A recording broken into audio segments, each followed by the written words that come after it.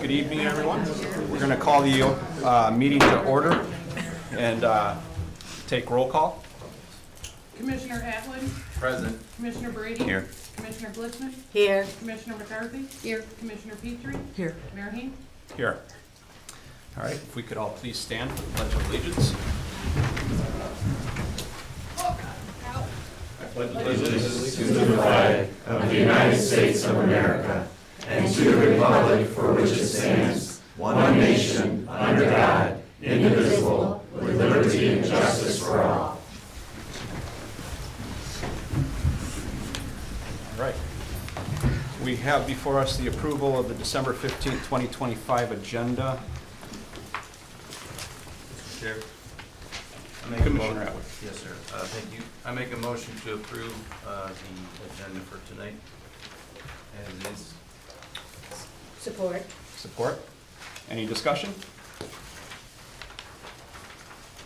Okay. I do have one item of discussion that I would like to point out regarding item G6.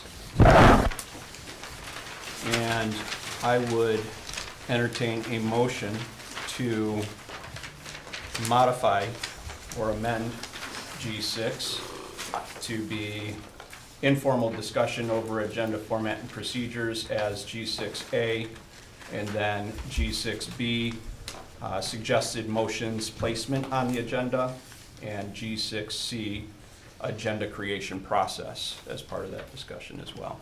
So. Is there support?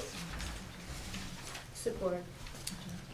Moved and supported by Commissioner Wait a minute. Petrie and Commissioner Blitzman. Is that a subsidiary motion? Yes, as part of the main motion. Subsidiary motions can amend the main motion. And we're going to address the subsidiary motion first. Thank you. Any discussion? Commissioner Brady. Mr. Chair, I think if I remember correctly, you put this on the agenda? Correct. Okay. I feel very off balance when you put something on the agenda. I prepare. I'm trying to be prepared to make decisions. And then as soon as we come into the meeting, everything's going to get tossed up and changed around. And I just feel like if you were going to put this on the agenda, you could have done these changes before Thursday, before Wednesday, so that I could have been prepared for them. So it just feels really last minute, haphazard, unfair to the commission, just so you know. Yes, I understand your concern, Commissioner Brady, and if there's any reply that you're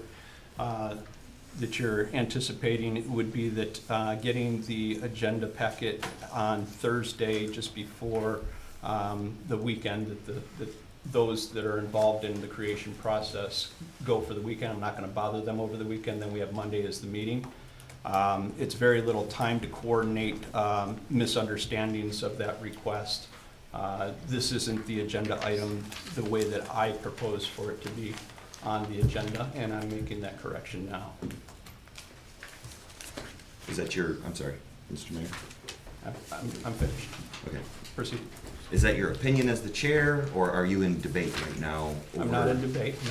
I'm answering your remark. So is that your opinion as Mayor Hing, or is that your? No, those are the facts of how things worked to get to this point.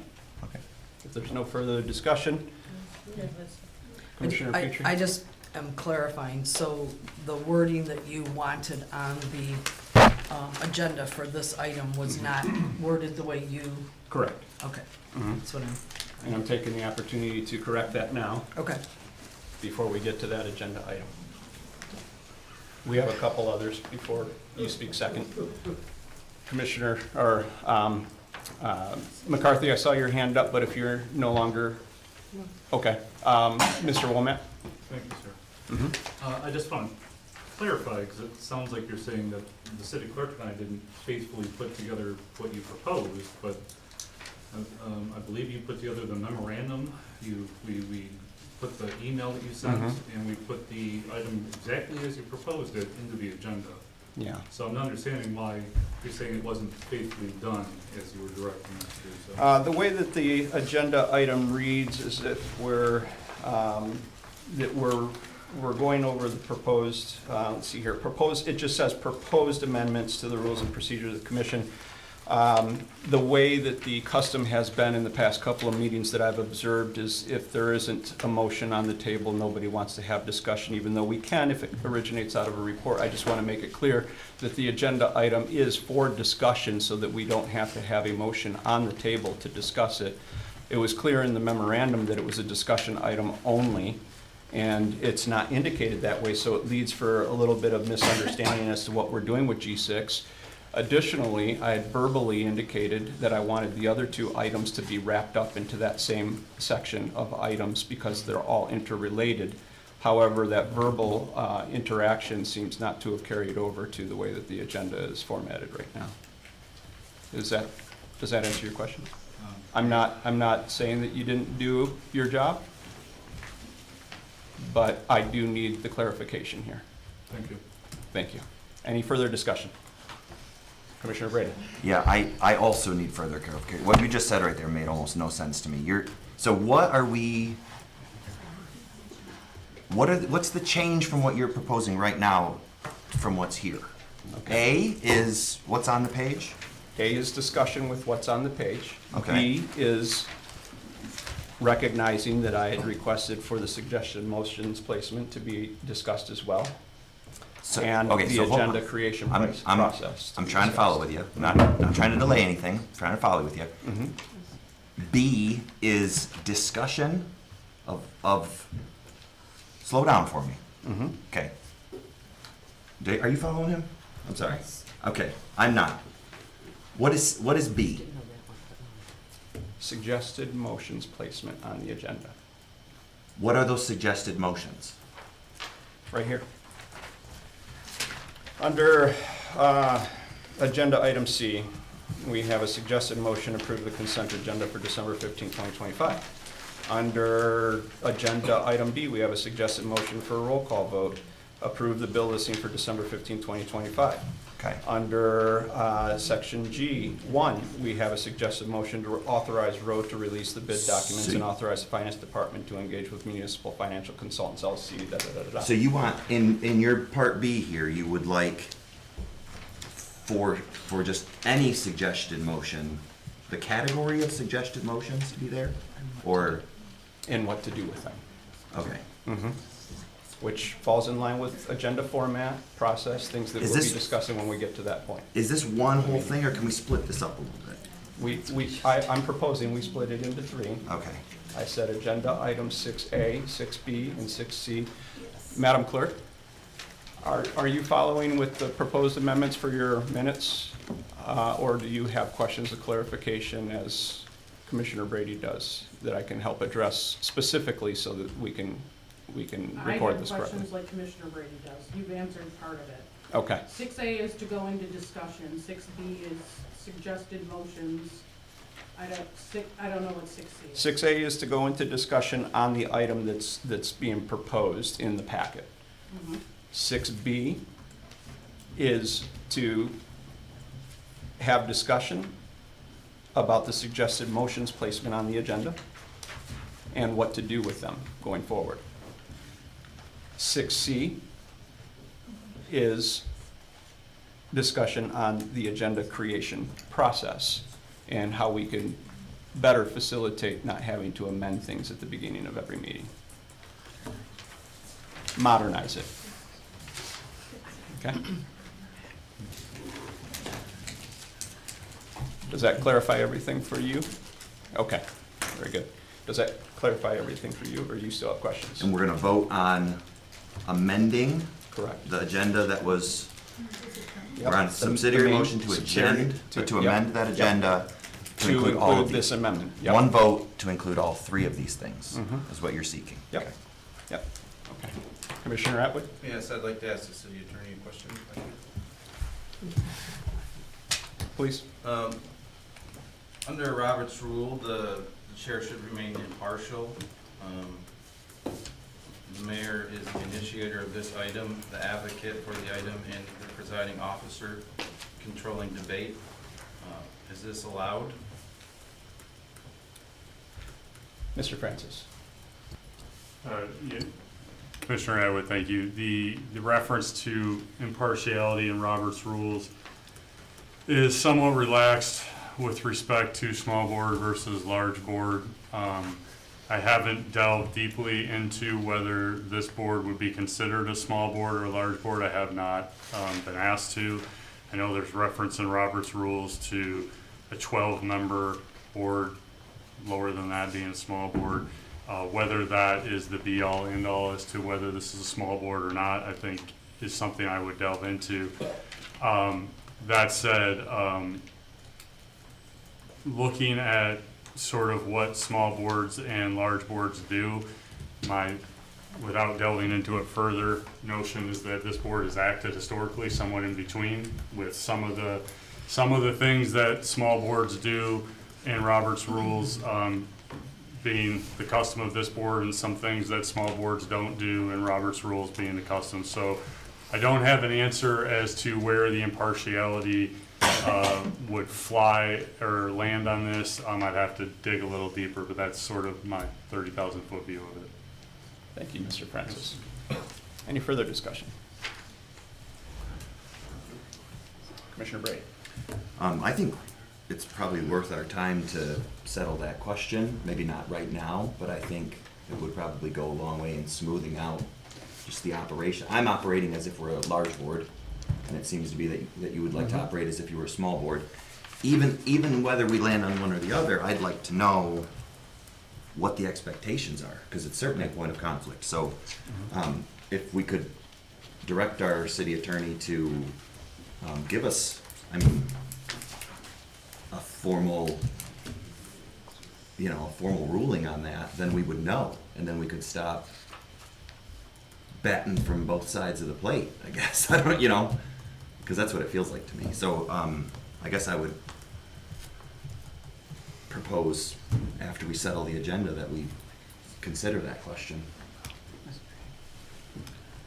Commissioner Petrie. Could I ask Mr. Francis, for the next meeting, could we find out if we're large or small? Is that enough time to bring it to us so that we're not, If Mr. that, Francis? thank you, Mayor. If that is something the commission votes for me to do, it is enough time for me to give you an answer, yes. Thank you. Any further discussion?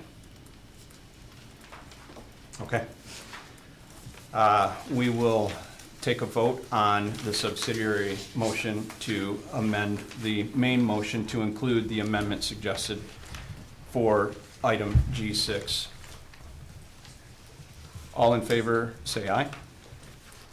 Aye. All in favor, say nay. All against. All say opposed, say nay. Nay. Motion carries. What did you say, Josh? Higher. What? I said yea. Okay.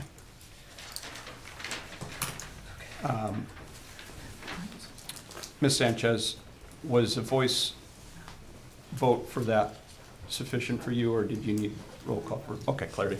Gotcha. All right. Moving on to the main motion, which has been amended to include the amendment for G6.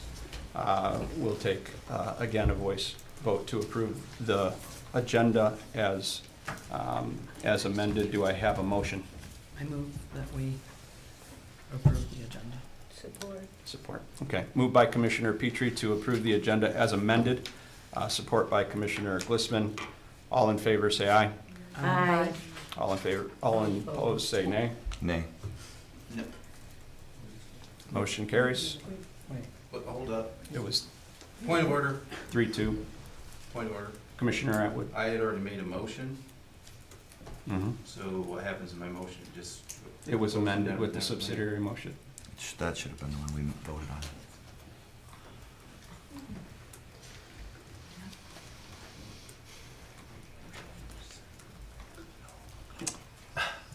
Madam Clerk, you clarified that that's what the subsidiary motion was intended to do, correct? That is not how it goes, but that is what you did. Mm-hmm. Okay. You had a motion on the floor, you had a support, you did not vote on it. You made a subsidiary motion with a support, and you voted on Mhm. that. A subsidiary motion you to left amend the the- main motion to include the amendment for Not by either of G6. the people that made the motion or the support of the motion. Okay. Am all I right. correct? Correct. Who are you asking? The city attorney. All right. I'm sorry. Mr. I'm out of Francis, order. I apologize. Are you following this? Mostly, Mayor, what I believe the proper course would have been in this circumstance, I believe Mr. Atwood made the motion, it was seconded. Once that motion's made, it becomes the motion of it becomes the body becomes the owner. There is a subsidiary motion to amend Mr. Atwood's motion. Once that was approved, then it should have been Mr. Atwood's original motion that was voted on, rather than having Okay. another motion to approve the amended agenda. Okay. Because that motion did approve Mr. Atwood, Yeah. amended Mr. Atwood's. It amended Mr. Atwood's. Correct. And that's where we're at, Yeah, is amending Mr. Atwood's. Yeah. that was approved, and then the proper course would be to vote on the motion as amended. So the agenda as amended. That's Yeah. actually where I'm at. Yeah. That's not where everybody else is at. That's what Mr. Atwood is calling a point of order Then I for. made one. Correct, there didn't need to be, Mayor, Okay. another motion to. Gotcha. Yeah, that's Commissioner the Petrie. issue. So Yeah. we're coming right to Mr. Atwood's Correct. without having to have it Yeah, I didn't need to. moved by Ms. Petrie. Okay. Does that have to be withdrawn? It does not have to be withdrawn, we just need to get the actual mover correct, which was Commissioner Atwood. And the support was, I believe, Commissioner Glissman. So,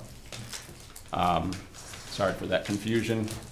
Then we proceed with that original motion as amended. Commissioner Atwood has on the floor, has been amended by the subsidiary motion supported by Commissioner Glissman. All in favor, say aye. Aye. Ah, All opposed, say nay. Nay. Motion carries. Okay. That brings us to the minutes, which we do not have in our packet at this time, so we will move to public comments. I will remind the public that per our rules, we give each speaker 3 minutes. There will be a timer running. Once the timer completes, your turn has completed. Considering some of the public interaction, citizen participation at the last meeting, I will also remind the public of an additional rule that we have in our rules and procedures about disorderly conduct at meetings. Persons addressing the commission shall make responsible comments and shall refrain from making attacks against the conduct or character of a person that is unrelated to the matter in which he or she performs his or her duties or qualifications for the job. No slanderous remarks, threats of violence, or profane remarks defined as explicit or offensive references to sex or bodily functions that cause a disruption to the meeting. The presiding officer may call to order any person who is being disorderly by speaking when not recognized by the presiding officer or otherwise disrupting the proceeding by failing to be germane or by speaking longer than the allotted time. I will continue here. Such persons shall thereupon be seated until the presiding officer shall have determined whether the person is in order. If a person is so engaged in presentation shall be out of order, he or she will not be permitted to speak at the same meeting except upon special leave by the commission. If the person shall continue to be disorderly and disrupt the meeting, the presiding officer may order the police chief or police department to remove the person from the meeting. Now, thank the public to acknowledge those rules, and we'll open it up to public comments.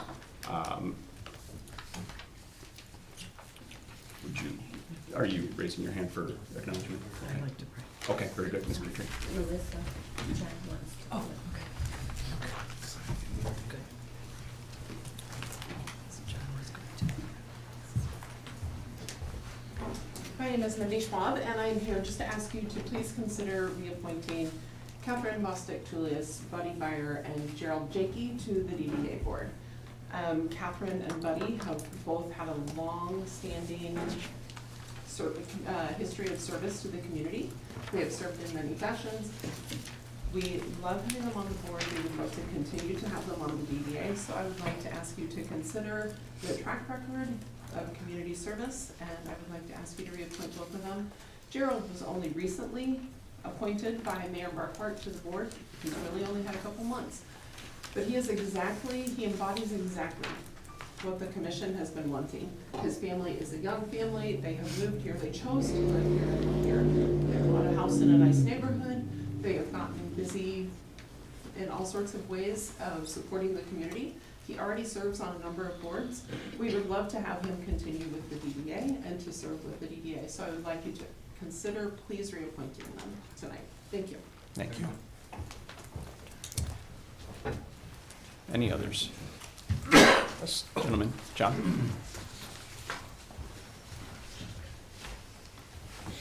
Hi, I'm John Stahl. I don't live in the city. I live in North Branch, Arcadia Township, actually. And I just want to acknowledge the commission that the earth is the Lord's and the fullness thereof, and we're going to answer to everything we speak on and how we show respect. You know, the Declaration of Independence was, our rights are endowed by our Creator. We acknowledge Him. And I'm surprised we didn't open up this meeting with prayer. And maybe the commission now can further change that, because we need His wisdom, because in the Bible it says about in the last days they will not acknowledge God, and professing to be wise they became fools. I've seen a lot of parliamentary action, and I didn't understand what was going on here at the beginning, you know, and it's just questioning. And you have the trust of the people of the city of Lapeer, and you should act like it and not just do your own thing. And all of you are going to be responsible for everything you decide on and question and whatever. And so I just, you know, we acknowledge God in the pledge, you know, and it seems as though the mayor is being strapped ridiculously, just like our police force. They got to check everything before they can act to protect the people with the law. I hope the city commission moves on to serve the people and not individual opinions. And so that's just a voice of mine, and I suggest you make a motion, any of you, to put prayer back to open this meeting. It's very important to acknowledge the Creator of the heaven and the earth, and that we're going to all stand judgment before. Thank you. Thank you, John. Any others? Commissioner Petrie?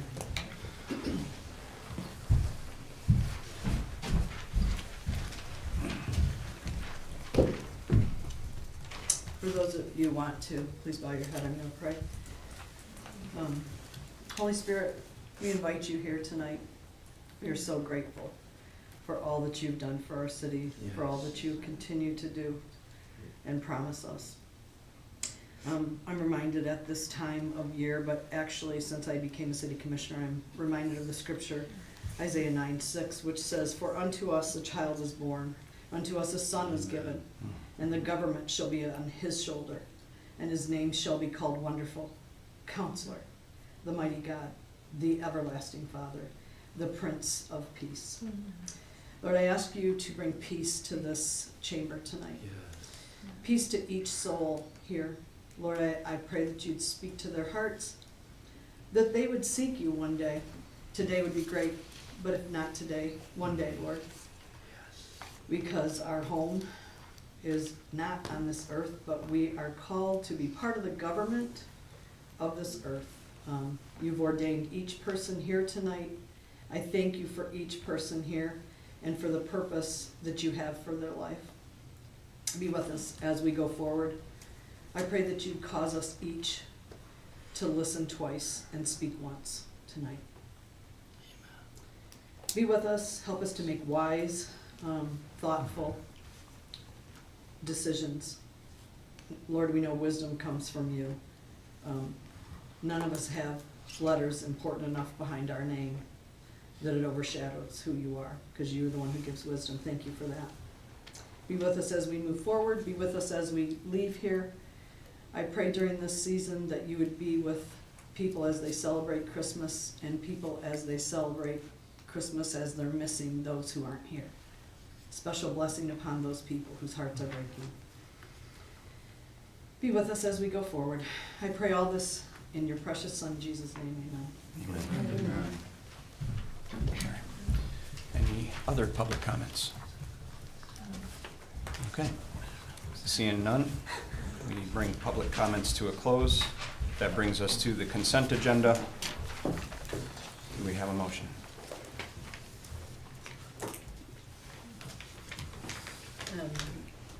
Mr. Mayor, Commissioner Glissman? I move that we approve the consent agenda for December the 15th, 2025. Is there support? Commissioner Petrie. There's a motion on the table from Commissioner Glissman, supported by Commissioner Petrie, to approve the consent agenda for December 15th, 2025. We'll take roll call. Commissioner Brady? Yes. Commissioner Glissman? Yes. Commissioner McCarthy? Yes. Commissioner Petrie? Yes. Commissioner Atwood? Yes. Motion carries. That brings us to the bill listing for December 15th, 2025. Do we have a motion on the table? Commissioner Glissman? Mr. Mayor, I move to approve the bill listing for December 15th, 2025, in the amount of $261,194.34. Is there support? Okay. There's a motion to approve the bill listing for December 15th, 2025 in the amount of $261,194.34 made by Commissioner Glissman, supported by Commissioner Petrie. Any discussion? Roll call vote.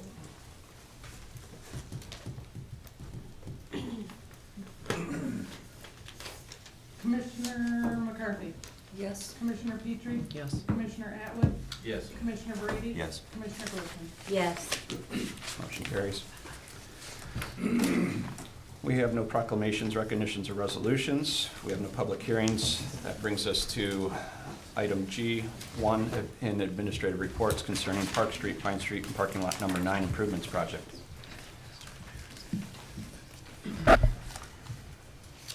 Oh, there was a presentation. It's not in my agenda here.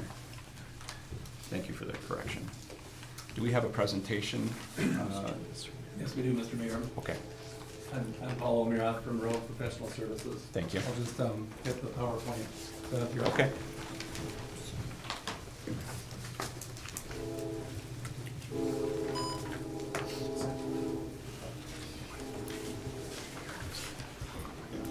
It's not in the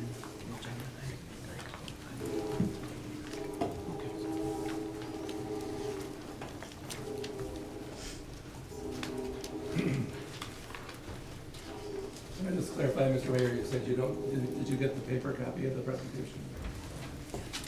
It's, Yeah. that's in the packet. Okay, I'm just asking because, there's a couple of slides here with text that unfortunately you're not reading correctly on the computer. Yes, we have it in our packet. I just was reading from the front of the page, the agenda, and it wasn't slotted in. My apologies. And that's, see the,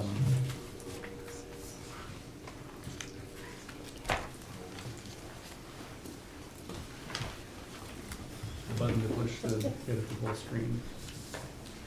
You see that one? Thanks.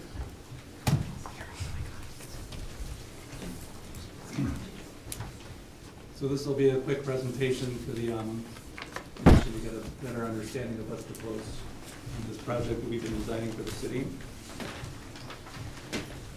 this is one of the two slides. I apologize that I transposed correctly on the computer, so I apologize to the public that can't read that. I'll try to verbalize it so that it makes sense to the public. This is the project timeline for the last couple of years. Back in October of '23, Rowe was hired to do a parking study of the downtown area, and the findings a couple months later determined that both the street and the parking lots during the busy time of the week were both averaging about 57 to 58% usage. Demand was highest, of course, around the courthouse at 88%, and parking lot 9, which is along Park Street, and which is the subject of tonight's discussion, was only about 45% utilization. So in March of '24, we were hired to prepare plans for Pine Street between Oregon and Nipissing. And we were kind of told soon after that that there could be more decisions made about what to do with the Park Street intersection there. And then we also did a traffic study between March and June of '24 to determine if two-way traffic would be feasible on Park Street for the section that is one way today. And that was determined that it would be feasible. In June, the city was awarded a Category B, or I'm sorry, it wasn't awarded at that point, but MDOT, we submitted an application at that point to obtain funding for the Pine Street portion of the project. It would be a $250,000 grant. And in August, we were hired to begin the design plans to rehabilitate park between Calhoun and Saginaw, as well as all of parking lot number 9 for a 2025 construction project. And then in January of this year, the city was notified that they were a strong contender for the Category B funding if it was held off until 2026 construction. So at that point, we were kind of in limbo, but kind of thinking that it would probably become a 2026 project. And that was confirmed in April of this year, that the city would be able to obtain that grant if it was held off until 2026. And then from that point to the present, we've been assembling plans for this project. I believe you got a set of the plans as they exist today. So I'll just do a quick summary of what is proposed. We've got water main proposed 2,300 feet on one long block of Pine Street, as well as the entire stretch of Park Street. Today there's 4-inch water mains on both of those sections of road, which are obviously quite small, and when you consider the rust that occurs on old cast iron pipe, it's actually probably just that much space left in the pipe. So a replacement is definitely in order for those. So that would be done under the water main fund. A little bit of sanitary sewer is proposed for maintenance issues. We've got some bad pipe in that section of Fox Street that's shown there, as well as running into parking lot number 9. Road reconstruction, the majority of the project would be completely reconstructed. The existing pavement would be removed. We'll be updating storm sewer catch basins throughout. We'd also be putting in curb and gutter, and we'd also be reconfiguring Park Street so that it operates as a two-way street. And a lot of it would be narrower than it is today, because there's certain portions that are excessively wide. So there would only be one lane of parking on the north side, and then there would be two lanes of traffic on the remainder. And then Pine Street, of course, would typically operate as a typical local street, except for that portion that's by Park Street would be wider. Also, one block of Pine Street would be milled and resurfaced. That first block north of Nipissing, there's a lot of concrete curb and sidewalk work to do as well on that block. And then parking lot number 9 would be completely reconstructed for all 3 blocks. There's a little indication there of Cedar Street. Today, you actually have to drive from the parking lot south to access those parking places in front of the drugstore. It's a little bit counterintuitive unless you're familiar with the area. So as a part of the proposal, we'd be reconstructing the ends of that so that you would actually have northbound traffic from Nipissing into the parking lot, so those spaces would be easier to access. But the pavement's actually in pretty good shape there, so it is intended to be mostly a milling effort to save money. And here's a bigger picture, or a picture of the parking lot number 9 concept with all 3 blocks. We've got Fox Street and Cedar Street tend to intersect through there today, but it is just one, there's many rows of north and south traffic there today that make it a little bit cumbersome to find spaces if it is getting near capacity. And then it's also operating with the one-way Park Street, so there's some unique driveway configurations along the north side of the lot today. So this would reduce the driveways down to just three, one for each pod, if you will. And then the parking lot would be broken up into three sections so that there's more of a pedestrian focus for people walking in from Fox or from Cedar. You can kind of access downtown in a more of a green space. And then there'll also be, I'll get into that in the next slide. So this flows up the parking lot into a little bit more detail. We've got two, We've got two dumpster enclosures proposed on the side of the lot where there's more restaurant activity and more trash being created. This shows the greenway that would exist, that would connect with the existing greenway that walks out to Nipissing today. And then on the next slide, you have the other half. There's just one dumpster proposed in the middle section and the east section by Court Street. There's another greenway for Cedar Street for walking through. And this shows the angled parking would be reconfigured so that you're operating with a northbound traffic. A couple of pictures of the existing additions. We've got Mason Street. Actually, I'll go to the next slide. You can see Mason Street will be reconfigured so that you can drive straight through from Nipissing up to Park Street. You can also go into parking lot number 9 as you can today. And then there will be 2 lanes still southbound at the intersection to the south of there. So that means that this utility pole in the picture will be removed because the road will be a bit wider in that section, but then it will narrow down as it gets up to Park Street with a stop sign. And then at the other unique intersection at Pine and Park, we've got another concrete island in the way there. So that will be removed. The 3 lanes of northbound traffic would be changed to just a 2-way street. And that would be reconfigured so that it's a smaller intersection and much easier to cross as a pedestrian. The sidewalks would be reconstructed and brought into more of a downtown atmosphere with these street lights proposed, as well as some street trees. And over here in the unique area where there's currently a lot of asphalt in front of what used to be a car wash and a couple other retail buildings, that would be better defined as best as we can. With the existing buildings, there'd be some proposed landscaping and angled parking there. And then project timeline for the future. This slide is a little messed up again. We've got, if it's authorized tonight, we'd like to move forward with the bidding later this week once the plans are in final condition to do so. And then the bid opening will be on January 21st. The contract award would hopefully be suitable depending on the results of the bid, that we can move forward to a contract award at the February 1st or February 2nd meeting, the first meeting in February. Then construction would start roughly March 15th. Underground work would occur through the end of April, and then from May through July, we would have the reconstruction of both the streets and the parking lot, hopefully in time to be out of the way before Lapeer Days on August 21st. And then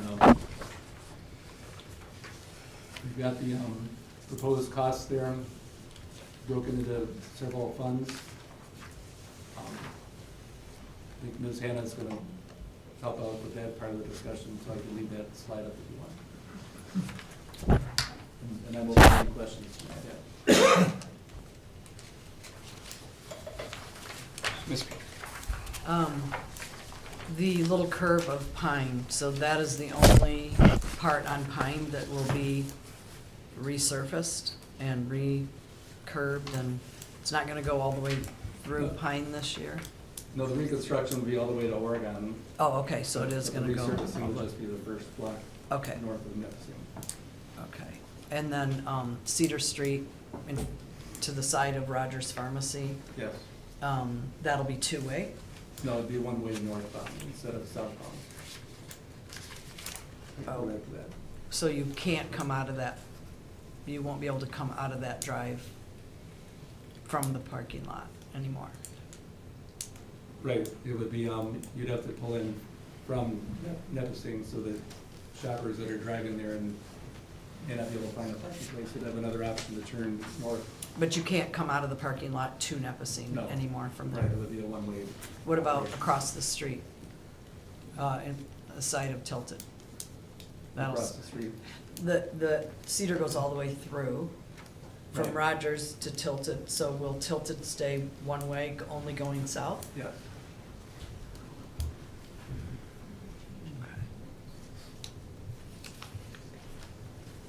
Commissioner Brady. Probably a Miss Hannah question.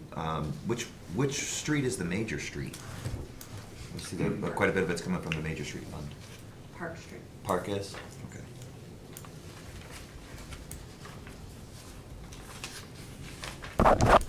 And actually, Park Street is, as well as the little piece of Mason and the part of Pine Street to the south of Park Street are all considered major roads. It was, all that one-way loop is all considered major.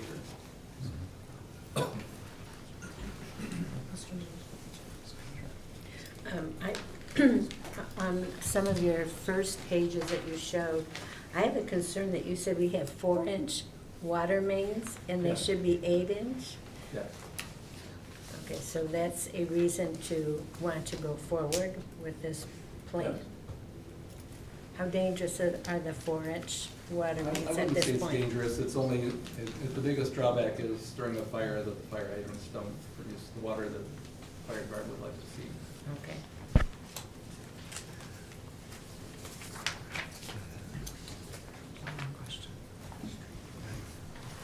Mr. Mayor, the water main that you're putting in on Park will not hook up to any of the buildings through the parking lot. Is that correct?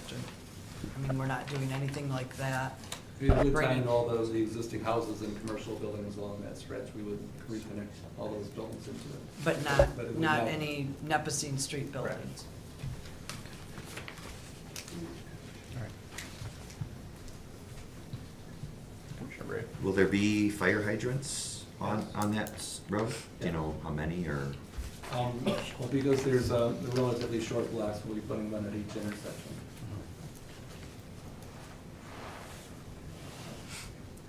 Are there any there now? Yes.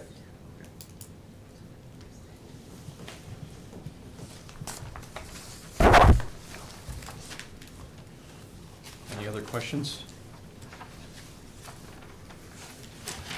Thank you for your presentation, it was very informative. Thank you. Thank you. Thank you.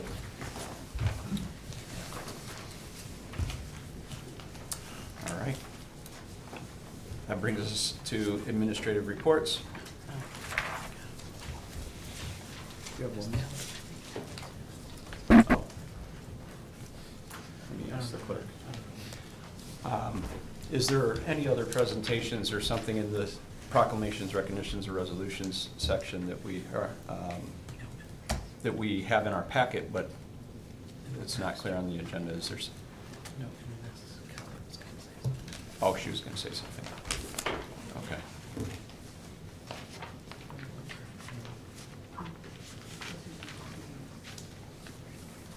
Would you like me to explain the bonding and the financing portion of this project? Yes. Yes, please. Thank you, Paul. So at this time, the project's estimated at $4.8 million. I'm estimating that the city's gonna need to bond $3.4 million. The water and sewer piece will be able to be paid with cash reserves from both of those funds. The major and local street portion, at this time, I'm planning for that full amount to be financed with bonding. There are bonds that are from 2017 that will be paid in full here in the next year or so. So the new bond amount for the major and local roads will actually be less than the current bond payments. The parking lot piece will be financed through a combination of, there was a right-of-way agreement that the city had received $600,000 for in the last year. That will be used toward the parking lot. The DDA has indicated that they will be contributing toward the parking lot portion as well, particularly the dumpster enclosures. And their portion of the project will be financed through the bond proceeds. And they'll just make annual payments to the city. And then the remaining portion would be a general fund contribution for that difference in the bond proceeds, which I'm estimating to be just under $100,000. At this time, this is an estimate because we really don't know what the final project will cost until Roe, puts the project out to bid. So of course, that being the first step is getting the bids out there. So then we have a better idea of really what the city needs to finance for the project. So the motion before you tonight is to authorize Roe to release the bid documents to go out to bid, as well as authorize me to work with MFCI and Miller Canfield for bond counsel and municipal financial advisory services. It's important that those two consultants would work with me to ultimately issue the bonds. There's a comprehensive schedule that was provided in order to issue the bonds that will need to be followed. So if February 2nd, for instance, contract would come back for the city commission approval, and at that time, the commission would also need to adopt a resolution for a notice of intent to bond.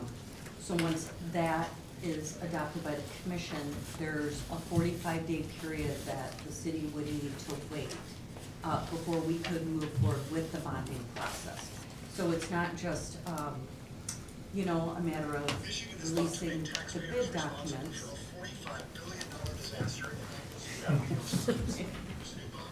Sorry. So if we follow this schedule, ultimately, the city would be issuing the bonds in April, which would be perfect timing with the construction starting in April and May, so that the city would have the funds to pay the contractor. Yes. Kelly, two things. How long do you anticipate that we'd be carrying two loans, basically? I know you said it would be paid off at the end of, would it be the end of '26? The bonds that are coming, that we're finishing up. I'm just wondering how long we'll be carrying both. How many months would we be carrying both? 6 months. And actually, there's two bonds that are falling off. One will be paid in full before we have any debt service on the new bonds. And then the final debt service payment would be the first interest payment on the new bonds. So it'd be a very small piece. Okay, and my second question is, how much will the DDA be committing to? I know you said that we're financing their part through the bonds for them. Yes. And what are they committing to? Approximately $250,000 is Total, what or? we've talked to with Jim about. So they'll spread that 250,000 over, Correct, which is what the DDA has done in the past when they've contributed to city projects. okay.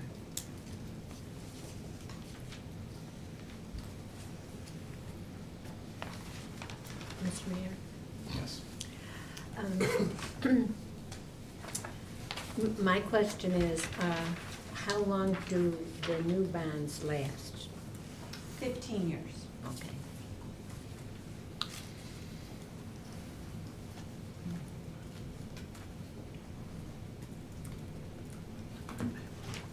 Yeah. 15 years, but do we have any prepayment penalties if we come into some great cash? Do you have to stretch it out 15 years? Or if we come up with some great money to pay that off, are there any prepayment penalties on those, or? So in my previous experience, when the city has bonds, and let's just say that the interest rates become more favorable, those bonds are usually refinanced. Okay. So, again, this will be a competitive sale, so that's where the municipal financial advisors really come into play. Is that a private bank could pick these up, you know, so it all depends on the terms at what the cities offer. And can you tell me an approximate rate, like a range of what rates we may It's get? in the low 3%. Okay.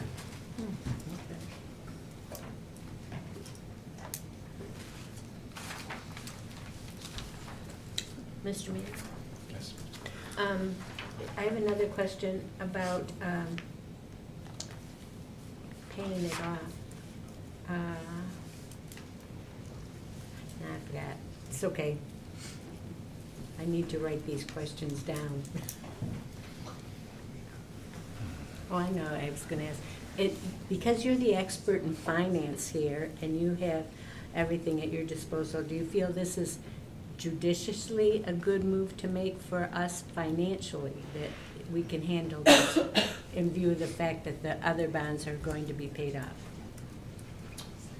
I believe that the city can afford this project.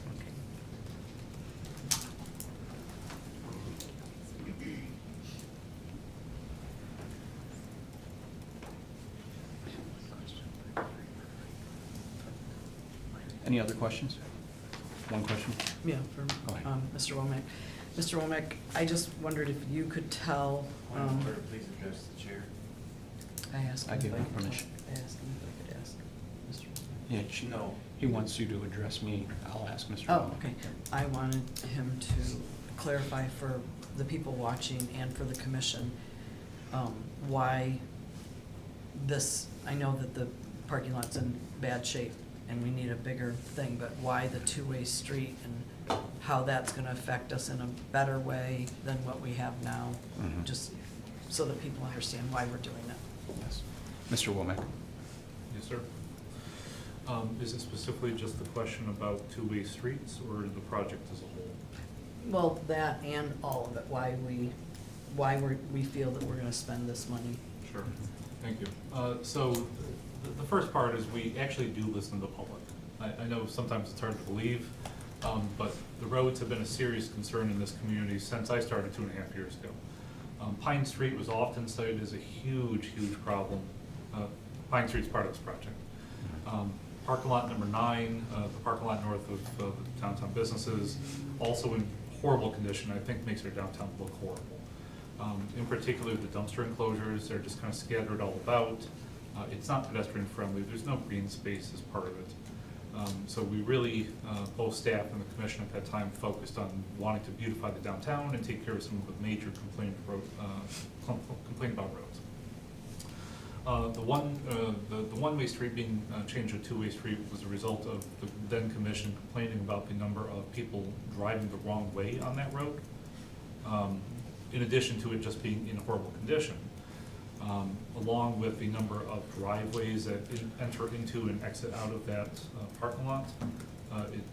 They believed at that time that it caused a significant amount of confusion. And they felt that it could be converted back to a two-way road while simultaneously improving, updating, making it safe, and making it more pedestrian friendly.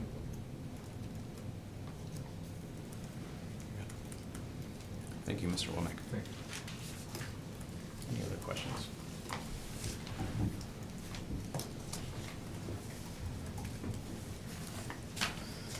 All right. If there's no other questions and no further discussion, we can move to a motion if there is one. I make a motion to authorize Rowe to release the bid documents and authorize the finance department to engage with Municipal Financial Consultants, LLC, and Miller Canfield Paddock and Stone, PLC, for Park Street, Pine Street, and parking lot number 9 improvements project. Is there support? Support. Motion made by Commissioner Brady and supported by Commissioner McCarthy to authorize Road to release the bids documents and authorize the Finance Department to engage with Municipal Financial Consultants LLC and Miller, Canfield, Paddock, and Stone PLC for Park Street, Pine Street, and parking lot number 9 improvement project. We'll take a roll call vote. Commissioner McCarthy? Yes. Commissioner Petrie? Yes. Commissioner Atwood? Yeah, I'm at a point where I had a question, comments. Okay. Just- We're in the middle of roll call vote. I know. Is there a problem with the Just vote? we didn't have any discussion, and I just wanted, Okay. I asked for discussion, if there was any further discussion or questions. I must have missed that. Okay, we can start over. That's fine. I just wanted to, sorry. No, go right ahead. Okay. You have the attention. I have a building that butts up to that parking lot, and I just want to make sure if I should sustain from voting or not on this. I know I've asked that question before, and I always like to clarify. Thank you. Yes, very good. I'll defer to Mr. Francis to determine whether or not that is a conflict of interest. Mr. Mayor, it is not. Okay, Thank you, sorry. very good. Thank you. All right. Commissioner Atwood? Yes. Commissioner Brady? Yes. Commissioner Glistman? Yes. Motion carries. All right, that moves us to item G2, 2025, or 2025-04 ordinance amendment, zoning text amendments, Articles 713, 715, 716, and 717. Do we have a motion? Commissioner Brady. I make a motion to adopt the text amendments to Chapter 7 zoning ordinances, Articles 7-13, 7-15, 7-16, 7-17 of the general ordinance of the City of Lapeer as proposed. Is there support? Support. Motion made by Commissioner Brady, supported by Commissioner Atwood to adopt the text amendments to Chapter 7 zoning ordinances, Article 713, 715, 7-16, 7-17 of the general ordinance of the City of Lapeer as proposed. We open up to discussion. Mr. Mayor? Commissioner Glistman? What I don't like about this motion is that it has too many articles in it. For example, there's a couple articles I really like, and there's one I absolutely don't like. And the one I don't like is about landscaping, overlapping landscaping requirements, where they're decreasing the amount of green space we have. I would prefer if we could vote on each of these articles separately. Okay. Commissioner Atwood? Yes, thank you, Mr. Chair. I do not believe that we have the ability to make changes to these requests as they're coming from the Planning Commission. Okay. Commissioner Petrie?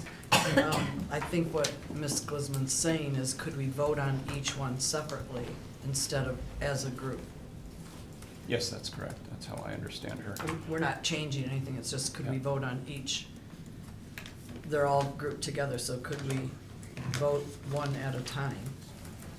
One I mean, we option, could, oh, sorry. Commissioner Atwood. It's kind of causing distrust between your Planning Commission and the City Commission, just throwing that out. Okay, thank you. Mr. One Mayor? option, Commissioner Glistman, I'll just throw it out there that you guys could probably discuss how you would like to adjust that item in subsidiary motion, but go ahead, Commissioner Glistman. I don't think that I'm showing distrust at all when I question something that is important to me. Everybody has their own bailiwick or things that they like, and I just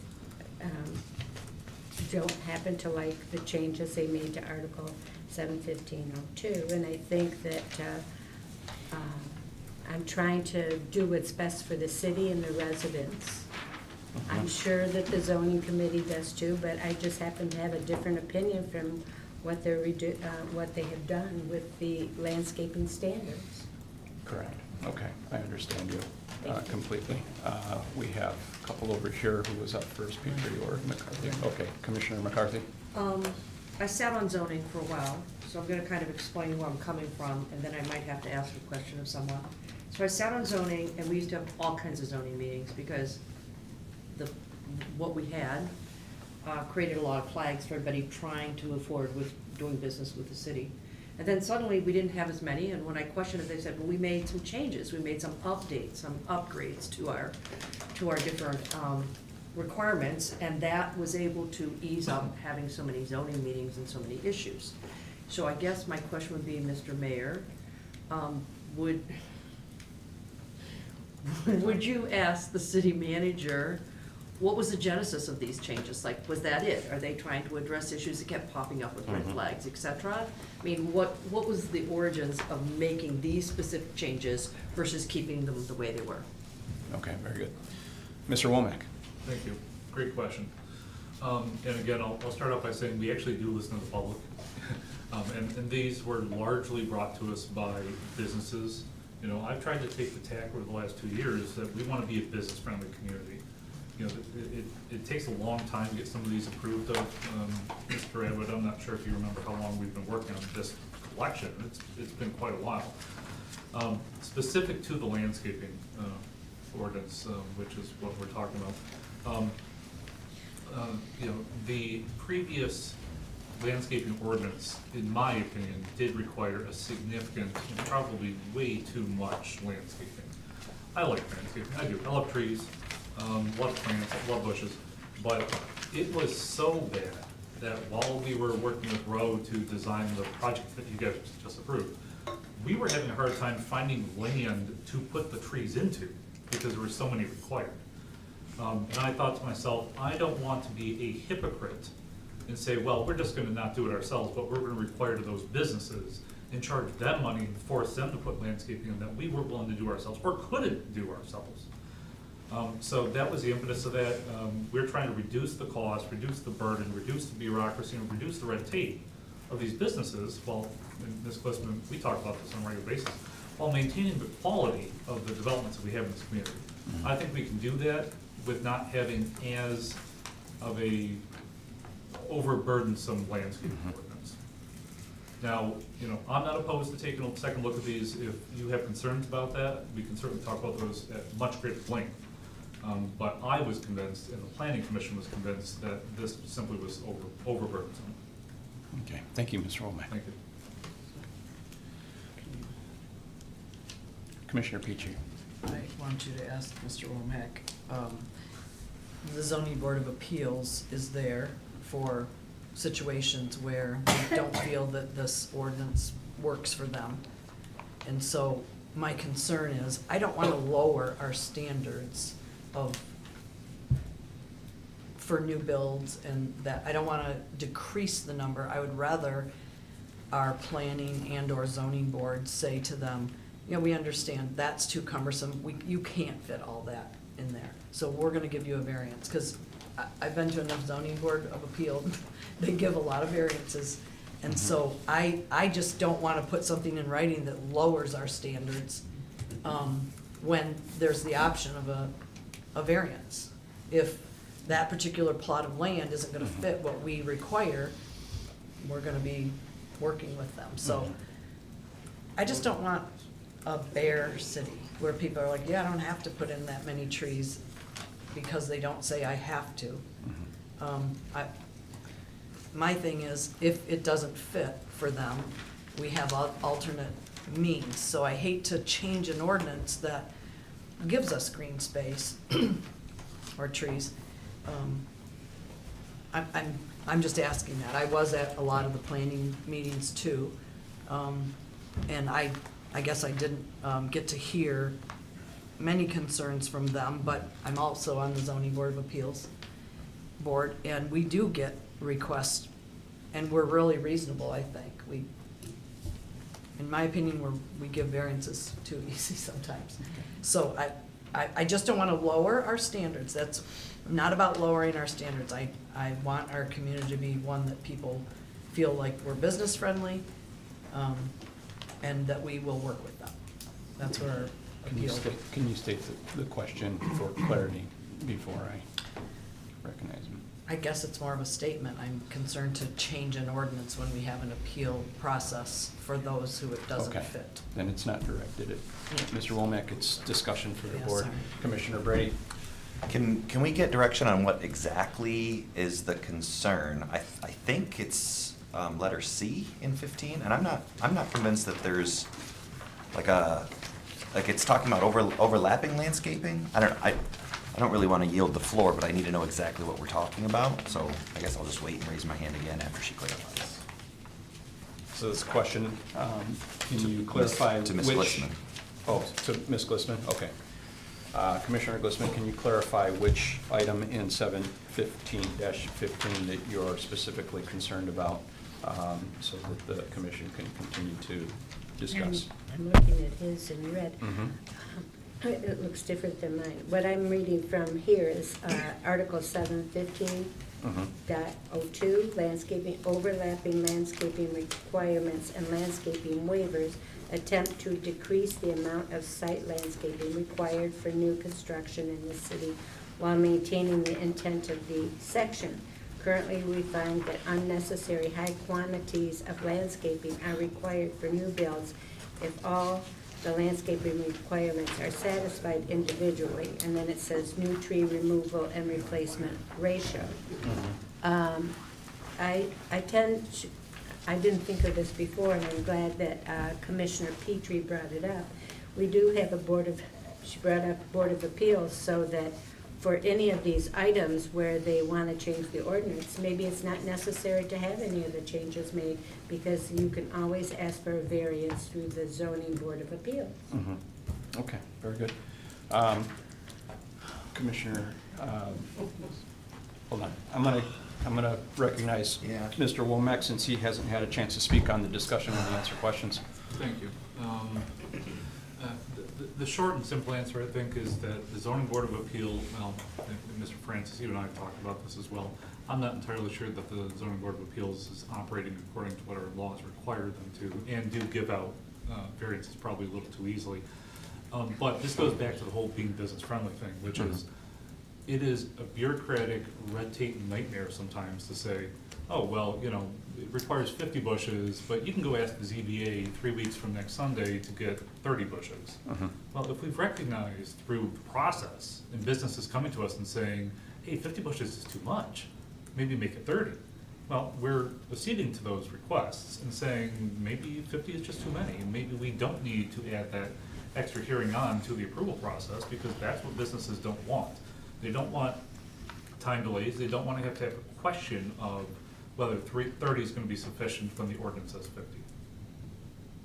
That's why zoning board of appeals decisions should be, in my opinion, reserved for much more significant questions of whether they can fit on that site or not. Just by way of example, I'm sure this is in the Michigan Association of Planning Materials, you know, if you have a site that is heavily sloped or something, and you can't build on one side of the site, but the ordinances say, well, you have to build on that side of the site, that's an appropriate time to go to the ZBA and say, well, it says this, but we can't physically do it. Yeah, I could go on for days about planning and zoning. Thank you, Mr. Womack. And I'm curious, as you explain some of that, if this happens that often, that you feel that the red tape is really that stringent, that they have to get variances so often that we have to swing the pendulum in the opposite direction, or if this is something that you just noticed time and again and we're overcorrecting? You know, I don't do as much site plan review as I used to do in my previous community, but one of the rules that all my staff have is we're trying to be more business friendly.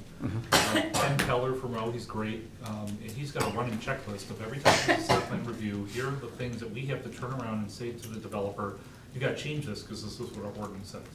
Now, some of those are required, and we're not gonna change them, but some of them, like landscaping, if they're overburdensome, we at least take it to the planning commission, we say, hey, planning commission, you are the persons who are responsible for both attracting businesses and making them look nice. Would you consider changing it to reduce the burden on the businesses? And at least with this list, they said yes. And I know there's another batch coming, probably 6 to 12 months from now. But they are continuously trying to find these types of ordinances that, in my opinion, the planner's opinion, and the planning commission's opinion, are bad for business. Okay. We want to make those changes so that businesses want to come here. I agree. I think that the whole commission wants to do that. Mr. Womack, I appreciate that input. Thank you so much. Commissioner Brady. Yeah, to kind of come back to where I was at when I originally asked. Letter C talks about landscaping overlap requirements. So when there's two separate requirements that overlap, we just apply one standard. And it may be the lesser of the two standards, but we're still applying a standard. We're not lowering our standard. It's erroneous to try to make a parking lot landscaping and a buffer yard landscaping both fit into the same place. That's the crux of the problem. And then Part D talks about landscaping waivers. And so it really puts it front loads that process where the developer can come and say, here's the problem I'm having meeting your standards. It gives a planning commission 50%, may request a landscaping waiver from the planning commission of up to 50% of no more than 2 landscaping requirements. So it just puts solving the problem at the front of the problem and lets the developer who's spending the money on the trees, who wants to meet our standards, be the problem solver, which is where I think that should be instead of us creating the problem. So I understand that there's 4 or 5 different things here. I just don't see the idea of splitting them all up. I'm not convinced that that does what Commissioner Glissman was saying that it does. I don't think that it creates a lacking standard for us. So I'm prepared to go ahead with all of them as I made the motion to do so. Okay. Thank you, Commissioner Brady. Commissioner McCarthy. I'm changing gears. I'm going to signage. Okay. On 717.03, and there is a 7-17-1 temporary sign regulations, just because I just got off running a campaign. It says small temporary signs in the R1, R2, R3, blah, blah, blah, blah, blah, blah, blah. 5 square feet, 4 feet, 1 per lot, 2 on a corner. And so it limits how many you can have, but sometimes you might have 2 candidates who are running together or whatever, and so is that the section that applies to campaign signage? I wasn't sure, I was just asking. It could be somewhere else hidden in the gem. Commissioner McCarthy, who are you addressing? Oh, I'm sorry. I would like to ask that to the gentleman that's sitting to my right, the Okay. city manager. Mr. Womack. Thank you. Complicated answer, unfortunately. Okay. So the temporary sign ordinance as it exists is, in my opinion, both unconstitutional and incredibly difficult to decipher, which is one of the reasons we're trying to make some changes to it. Sometimes it's in the application of the wording of the ordinance, which of course I work with the police department and the code enforcement officer on. In your proposed scenario about candidates, I don't see those necessarily as even signage. The city certainly doesn't want to get involved in picking winners and losers in political, religious, artistic, or other types of statements from the public. Primarily, I'm looking at this from the perspective of commercial signage, but there are some communities that will put up, so keep in mind, the constitutionality issue goes back to a case called Reed versus Gilbert. And in that case, it basically says cities cannot read the message of the sign to understand whether the sign is permissible or not. So it then becomes difficult for us to say, okay, well, you at your residential lot can have political signage up because you have to read the message to understand it's a political sign, right? So that's why a lot of communities have moved towards this, I don't know what the standard political sign would be, 2 foot by 3 foot or something like that. And you say, hey, we're gonna limit the number of those types of signs, regardless of what the messaging is on your property. Because you could, of course, have the instance where, a very passionate person has 700 signs on the front yard. And we probably don't want that, right? So there's a middle ground there somewhere, and of course, that's a policy question for the commission. Thank you, Mr. Womack. Commissioner Brady. I need help finding the change that's being proposed to the temporary signs. I'm at 717.3. Yeah, it would be on page, well, they're not page, they're not numbered, okay. Have them numbered next time. You want to show them from your notes.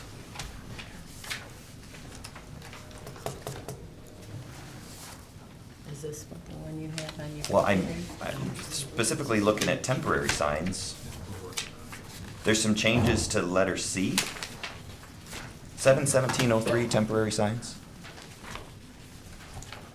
Commissioner McCarthy has her hand up. So Commissioner McCarthy? I just wanted to get clarity on that. Not necessarily that it was a change, but I wanted to ask if that's what it applied to, because clearly there's multiple signs everywhere.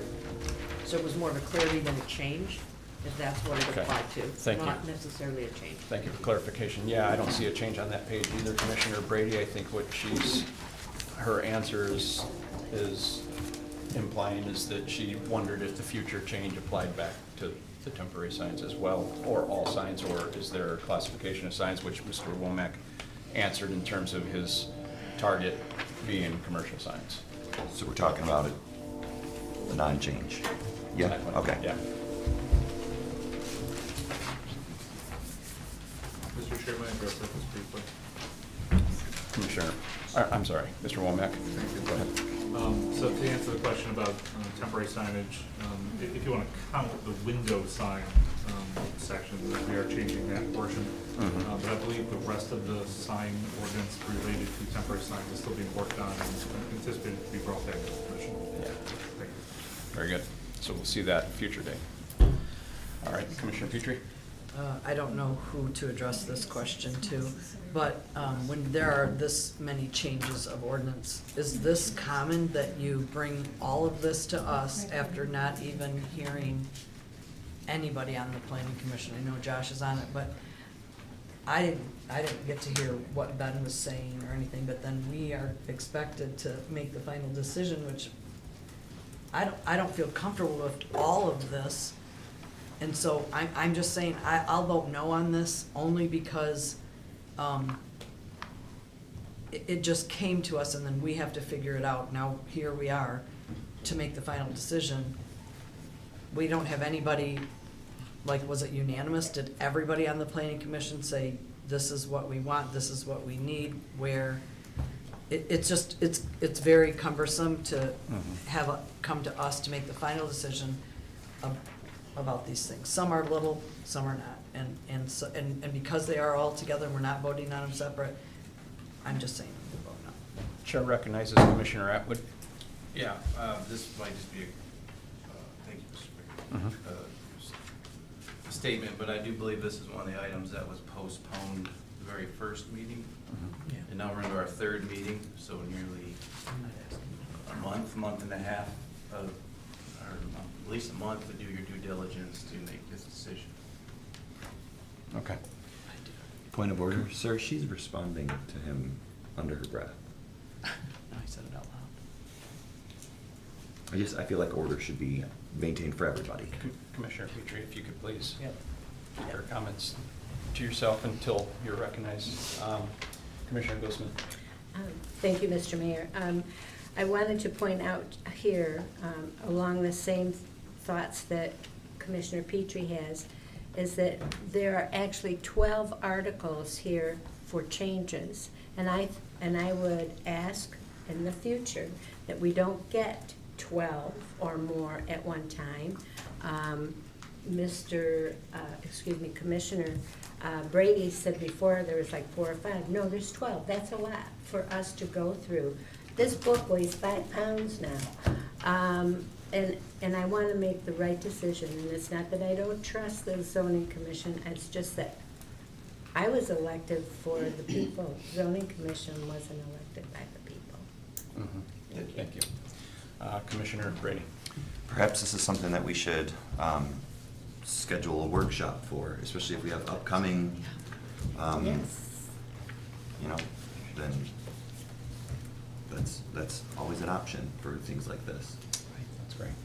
Yeah, great idea. Commissioner McCarthy. First of all, great idea. Number 2, I'm not sure who I address this to, but I have two people, one on either side of me, that are gonna have this answer. I sat in the planning meeting for no good reason except, and nothing better to do apparently in my life, the day that Roe introduced these final changes to the planning committee. But it's my understanding, I'm just saying this, that it wasn't the first time. I thought that was perhaps, and so I need clarity, that might have been the third time, like, they started it, the first meeting, these are some of the issues, then I thought that was the third time and the final time that it was presented to the planning, and I get, they're not elected, but, I thought that they had gone through it multiple times to fine tune it. I could be wrong, so I would like one, if you could, one of the two people, whoever wants to jump in and answer that. Just because I think that there was, I mean, I'm just saying fairly, while I have questions, I think there was some due diligence done from Roe and the planning committee over an extended period of time.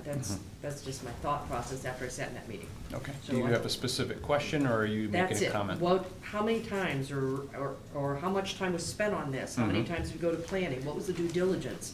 I think that has to be explained to us so that we understand how much effort was put into this. It wasn't something quick. Very good, very good. Mr. Womack, looks like you can answer. I think I can answer perhaps both the concerns of the ladies here. So, as far as this board looking at each individual one and, you know, voting on each one separately, I guess all three, Ms. Glitzman, each one separately, that's certainly a prerogative of the board. There are some communities who trust their planning commission that everything they get sent is ready to go and they just approve it without even discussing it. There are some boards who want to look at everything and talk about everything and say, is this really what we want for our community? And I don't think either one's right or wrong, but, you know, certainly can add a lot of time and effort at this board level to then second guess or question or discuss the things that have already been discussed. You know, one of the things about the planning commission is that they are a specialized board. They do this every month. You know, you guys are a generalized board. You deal with all sorts of issues from the city. They are the ones who are reviewing site plans. They're the ones who meet with the planning consultant. They're the ones who are really specifically tasked with these issues and seeing how they interact. You know, certainly you guys have the capability and ability to do those things as well, but that's their specialty. And so, you know, that's why they're, you know, putting the work in, and again, I'll defer to Mr. Atwood if he has a different opinion on this, but, I mean, we worked on this for 6-8 months, quite a long time.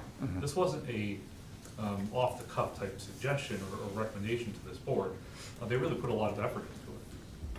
Yeah, thank you, Mr. Womack, and I have a question for you, just as a follow-up in anticipation to the concerns that have been expressed already.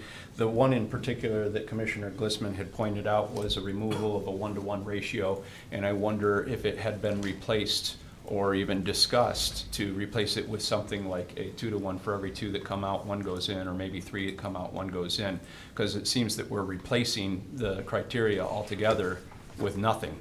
But if maybe there was perhaps something as an option, a consideration that is more reasonable and still allows for permitting and streamlining of the process, I wonder, has that been considered, or is that something that can be considered?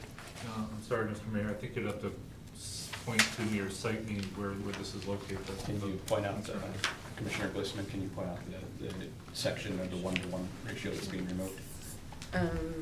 In CE1, it says remove trees must be replaced with a 1-to-1 ratio. Yep, 715, it will be on the page of 715.02. C is being replaced by a couple of different things, and it is becoming E, or previously was C1, but is underneath E inside of our red line.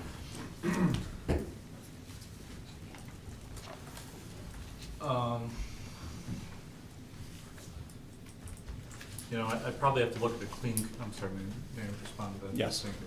I may have to look at a clean copy of this, but at least the one I'm looking at, I have certain sections that are crossed out regarding, let's see, remove trees between 8 and 18 caliper inches shall be replaced at the rate of 50% of blah, blah, blah, blah, blah.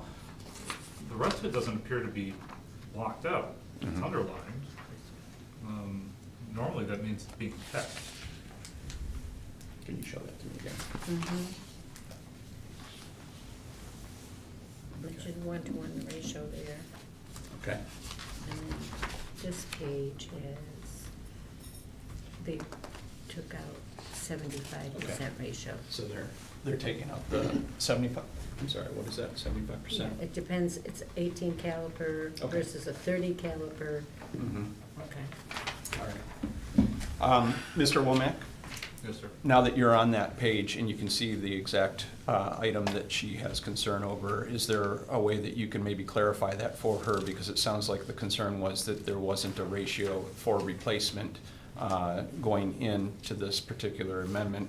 But if there is in fact a ratio for replacement that you can see there, if you could clarify that for her so that she can alleviate that concern?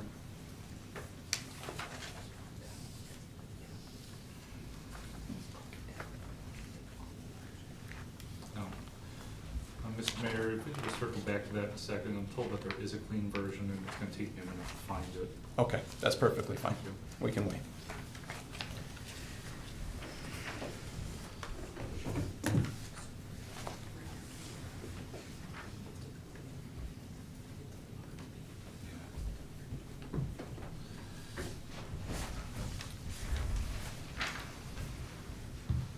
Mr. Mayor, if I still have the floor, I mean. Yes, you do. I'll just repeat what Ms. Ratwood indicated, which is I think this is now the third or fourth meeting that we've had the opportunity to review some of these questions, and of course, I wasn't given these questions ahead of time.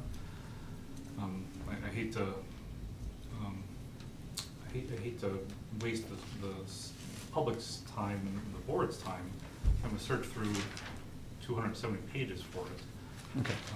Certainly, we want the council or the commission to be, secure in their knowledge that what they're doing is correct.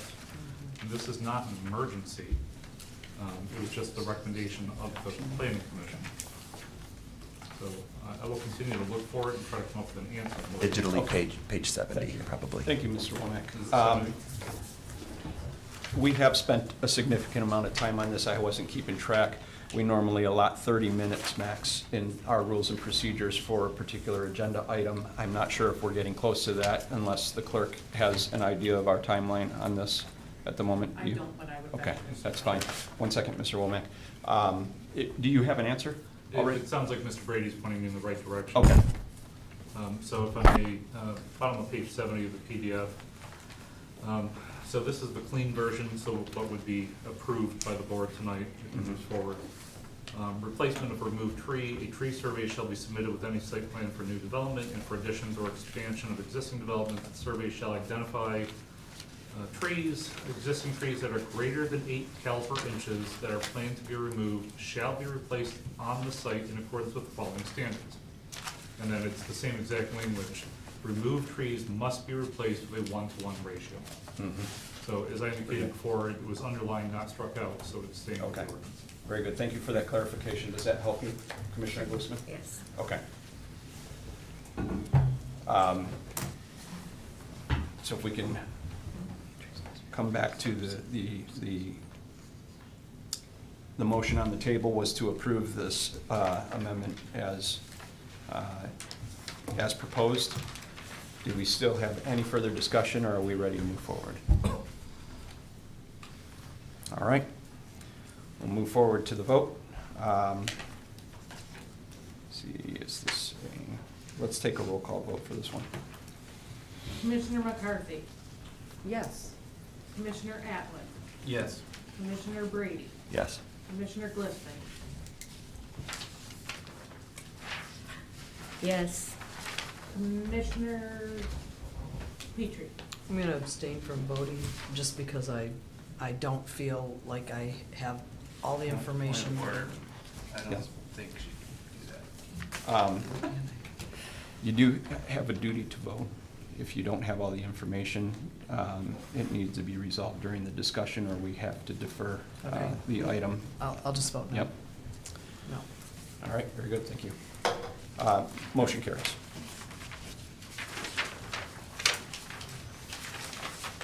All right, that brings us to item G3 on the agenda, modification to ordinance adoption. This is also a, let's see here. Yeah. Commissioner Brady.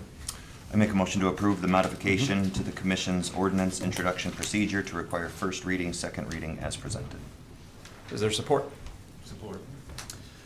There's a motion on the table made by Commissioner Brady, supported by Commissioner Atwood, to approve the modification to the Commission's ordinance introduction procedure to require first reading, second reading as presented. Open up for discussion. Commissioner McCarthy. So I would like to ask the city manager if he could please explain just clearly what it used to be, like what it was and what we're changing it to.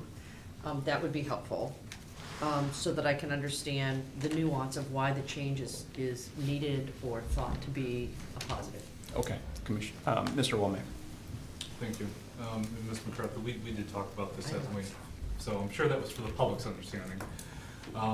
So the city has traditionally introduced an ordinance by motion only, no second required, no discussion permitted, which I thought was extremely odd when I got here and I don't like. It limits the ability of the commission to discuss, as we're doing today with the ordinance we just passed, the concerns of the commission. You know, for instance, if those questions had come to me as part of the first reading, I could have certainly gone back and done the research. I could have talked to the planner. I could have even gone back to the planning commission and said, here are the concerns of the commission. But that's not how it's been traditionally done. It's been done by motion only, no second, no, discussion. So we were getting to second readings of these ordinances, and staff are not being informed certainly about what the commission wanted. The commission wasn't really aware of what they were wanting to do, because we weren't discussing it the first time. So what I'm proposing is that what we did in my previous community, which I think is fairly common throughout the state of Michigan, which is instead you treat it as a true first reading with a motion and second, discussion, and majority vote to move to a second reading. So you're really just discussing, there's no action other than moving it to a second reading. And then, the second reading would be usually at the next regular meeting, which you would repeat the process again. Because really, ultimately, what we're trying to do is we want the board to be in favor of it, we want the board to understand it, but we also want to keep our statutory duties to the public so that we continue with the two readings and give the public the opportunity to understand what the board is thinking about and considering prior to passing these ordinances. It's pretty clear to me, but obviously I'd be happy to answer any questions. Very good. Commissioner McCarthy, does that answer your question? It does. Very good. Any other discussion? All right, we're ready to vote. Take roll. Commissioner Abbott? Yes. Commissioner Brady? Yes. Commissioner Glistman? Yes. Commissioner McCarthy? Yes. Commissioner Petrie? Yes. Motion carries. Brings us to item G4, master plan and non-motorized plan update. Do we have a motion? Commissioner Brady. I would maybe see if Mr. Womack would like to address the board before we make a motion, because we do have options. So. All right, very good. Mr. Womack. Thank you. So as the board is aware, but for the public's sake, the city was awarded a $50,000 grant to update or make new our master plan and our non-motorized plan. We had not anticipated this grant dollar amount at the beginning of the year, so we didn't budget for it. But we were, as I understand it, planning to update the master plan next year, so it was very fortuitous that we were able to come into this grant. And the non-motorized plan, I forget the date off the top of my head, but it's 10, 12 years old at this point, significantly out of date.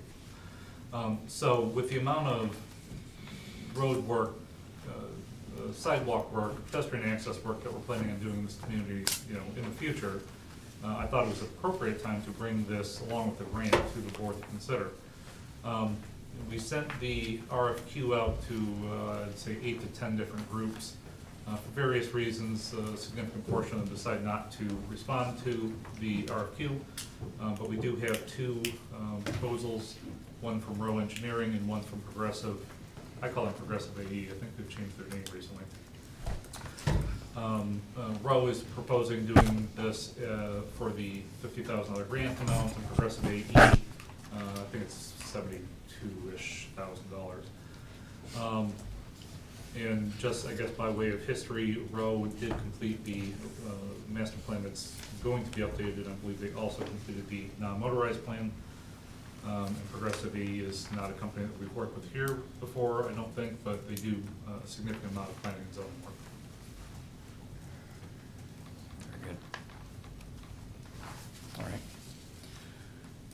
Commissioner McCarthy. So both Row and Progressive, pretty detailed documentation, lots of reading.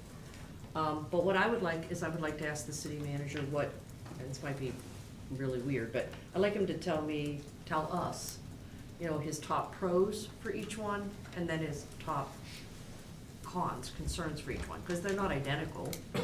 And he works with them, and he knows. So I'd just like to get his feedback on these two proposals versus just us trying to do it, because, again, this isn't our wheel well, this is not what we do every day. And so I would like to kind of defer a little bit and get some feedback and maybe some education from him on how he thought about these two. Very good. Mr. Womack. Thank you. So I'll just address the difference in cost up front, because of course Row is meeting $50,000 amount and the rest is not. The huge importance of this document, even though $20,000 is a significant amount of money, I think it might be well worth it to not consider that, comparing these two organizations to each other. And again, keeping in mind, I do have to work with various groups, including Row, on a very regular basis, so I don't want to talk negatively about anyone. And certainly Row does great work for the city, especially in engineering capacity, and Ben Keller's great for our planning and zoning department.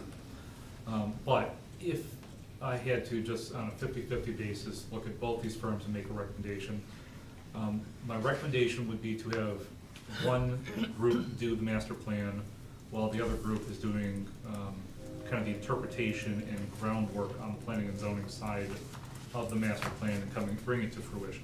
In other words, getting two different perspectives.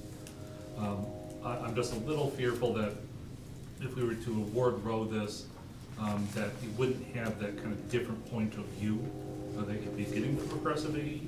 And Row, I think, is better known for their engineering services, less so for their planning and zoning services, whereas Progressive AE is the opposite. My recommendation, but certainly the board can do whatever it wishes. Very good. Commissioner McCarthy. Okay, I like that idea. So the other question I would ask to Mr. Womack is, how do you break that apart to give each one something separate, and what is the price tag for each of those to do that? Okay, Mr. Womack. Another great question, and something I tried. I did suggest that firms could subcontract with each other as part of the RFQ process, and some do. I don't remember exactly reading both of these and the other 270 pages and all the other stuff I do, whether either group was going to subcontract with some other groups. Row was gonna subcontract the housing portion. So- Thank you, Commissioner. Thank you. Please wait to be recognized next time. Thank you.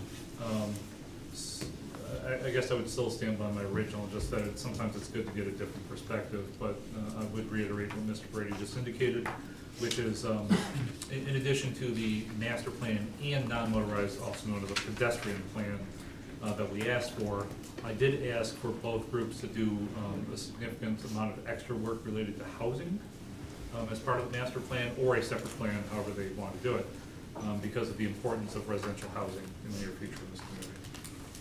Thank you, Mr. Womack. Commissioner McCarthy, did that answer your question? Very good. Any further discussion? I do. Commissioner Petrie. I'd like to ask, I'd like you to, or I'd like to address this to Mr. Womack. In your RFQ proposal, you said the city, seeking new direction, obtained a $50,000 grant from the Michigan Economic Development Corporation to help complete the new master plan. And then you explained the MEDC required the master plans. I'm wondering, because you put the amount, $50,000, did that deter people from applying?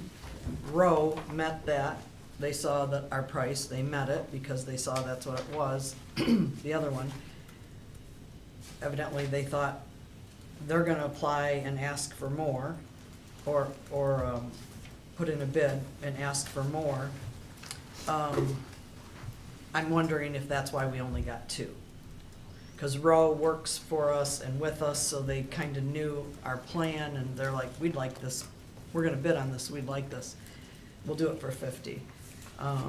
I just wonder if it caused other people, if they saw the $50 price tag, because that's what went out in the RFQ, that they didn't apply because of that.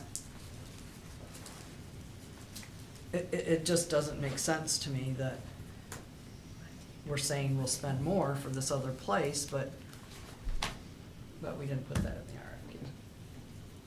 All right, Commissioner Petrie, So, thank you. Commissioner, I'm sorry, Mr. Womack, is that question clear, or do you need her to restate for clarity? It's clear. Okay. I think so. You're spot on. You know, sometimes this job is difficult because I don't quite know what the board's gonna do. I knew that we hadn't budgeted any extra amount. This grant came kind of out of nowhere. But 50,000 is a significant amount of money. And I was hopeful that we would get several bidders to try to do this work. I did have a few who contacted me, and again, I'm just a humble city manager, so it doesn't make sense, but they said, well, 50,000 is not really enough amount of money to do that work, which I was shocked by. Now, certainly, we're not in an emergency to do these things. I talked to the MEDC.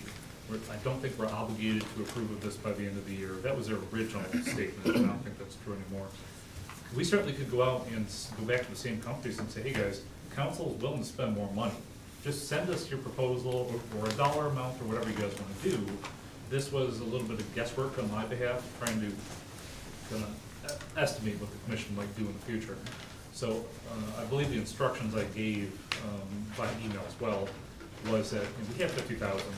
We could go above that, but the commission is going to weigh the amount over 50,000, I think, in their approval process.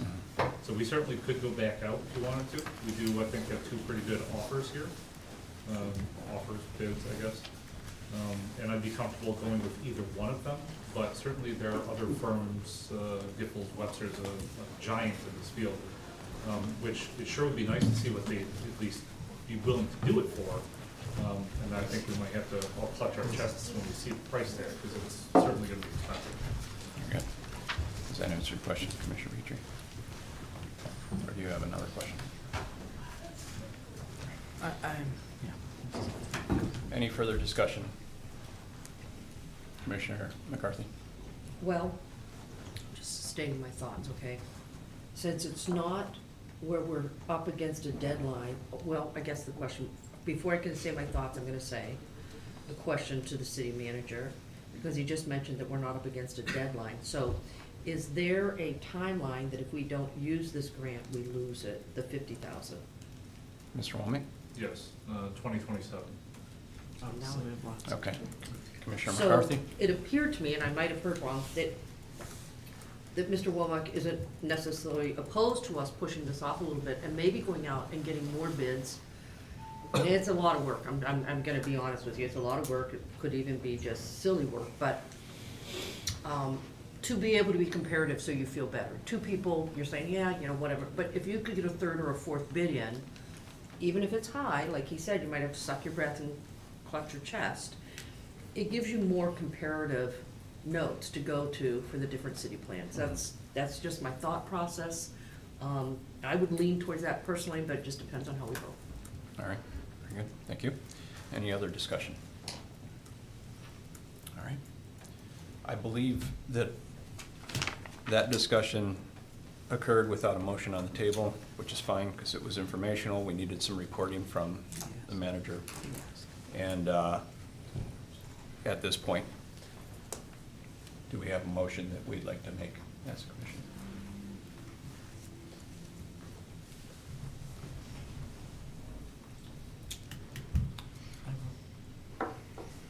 Was your hand up Mine's first? more of a question.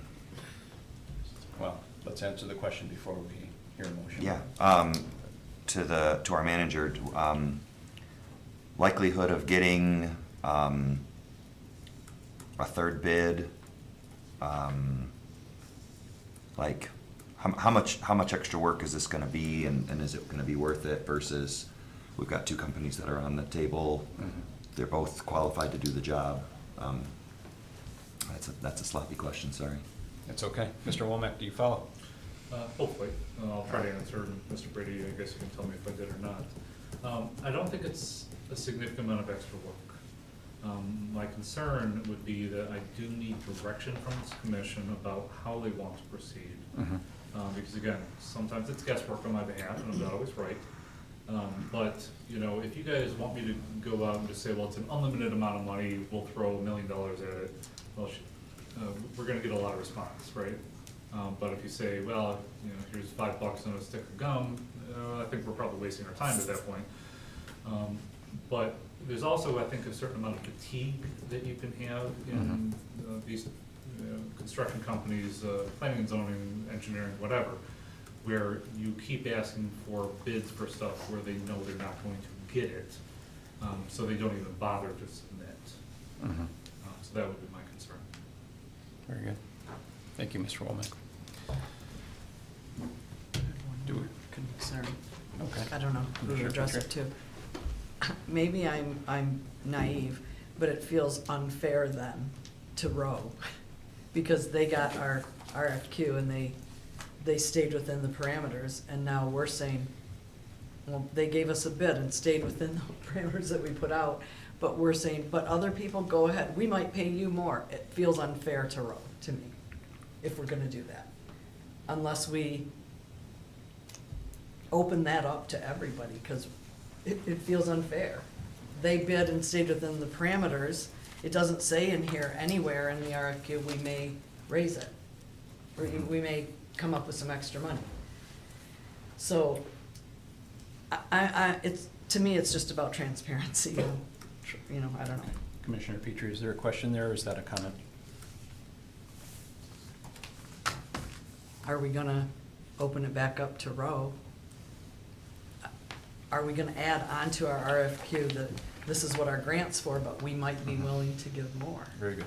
I just, it feels unfair to me, the way we do it. And I think, Mr. Womack, you could answer that question, but if I could speak to that a little bit, I think that we have to give him direction to do so, and that's what he's asked for already.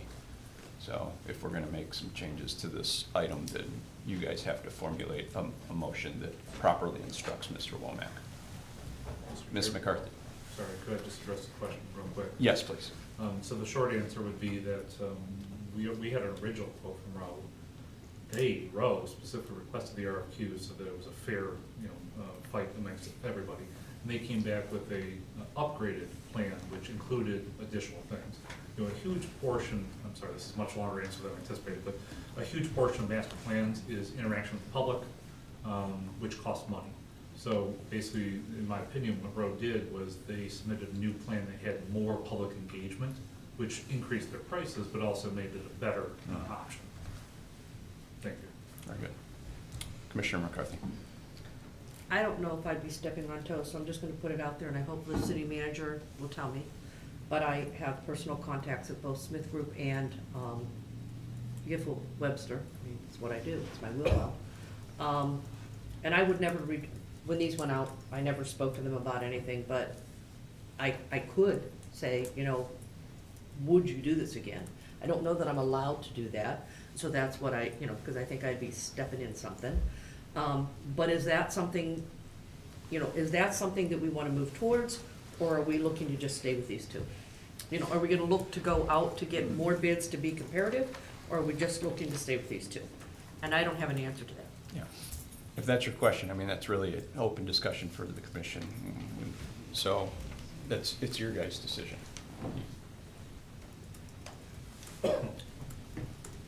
Any further discussion, questions? Are you guys ready to make a motion on this item?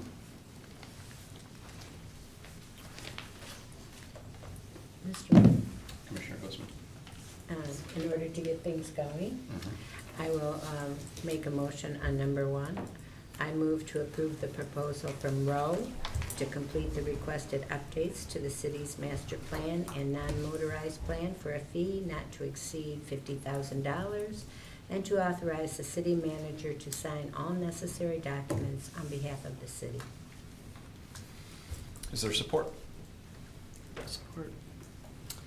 Motion on the table, put forth by Commissioner Glisman, support by Commissioner Petrie, to approve the proposal from Rowe to complete the requested updates to the city master plan and non-motorized plan for a fee not to exceed $100,000 and to authorize the city manager to sign all necessary documents on behalf of the city. Any discussion further? Commissioner Brady? Yeah, I'm okay with going with Row. I like the idea of kind of splitting and getting, like, they already do our planning and they already do our engineering, so it maybe would have been nice. But I think the main piece that I'm really looking forward to is the housing. And it's this Community Research Group Services LLC that is taking the subcontracting portion of the housing part, if I'm understanding it correctly. It's page 99 on the digital one, but it's page 12 of their proposal in the packet. And so, like, I like that part of having somebody else housing specific that can come and handle that portion of it. So maybe that gives us a little bit of the diversity that we were looking for, but still on the right price point.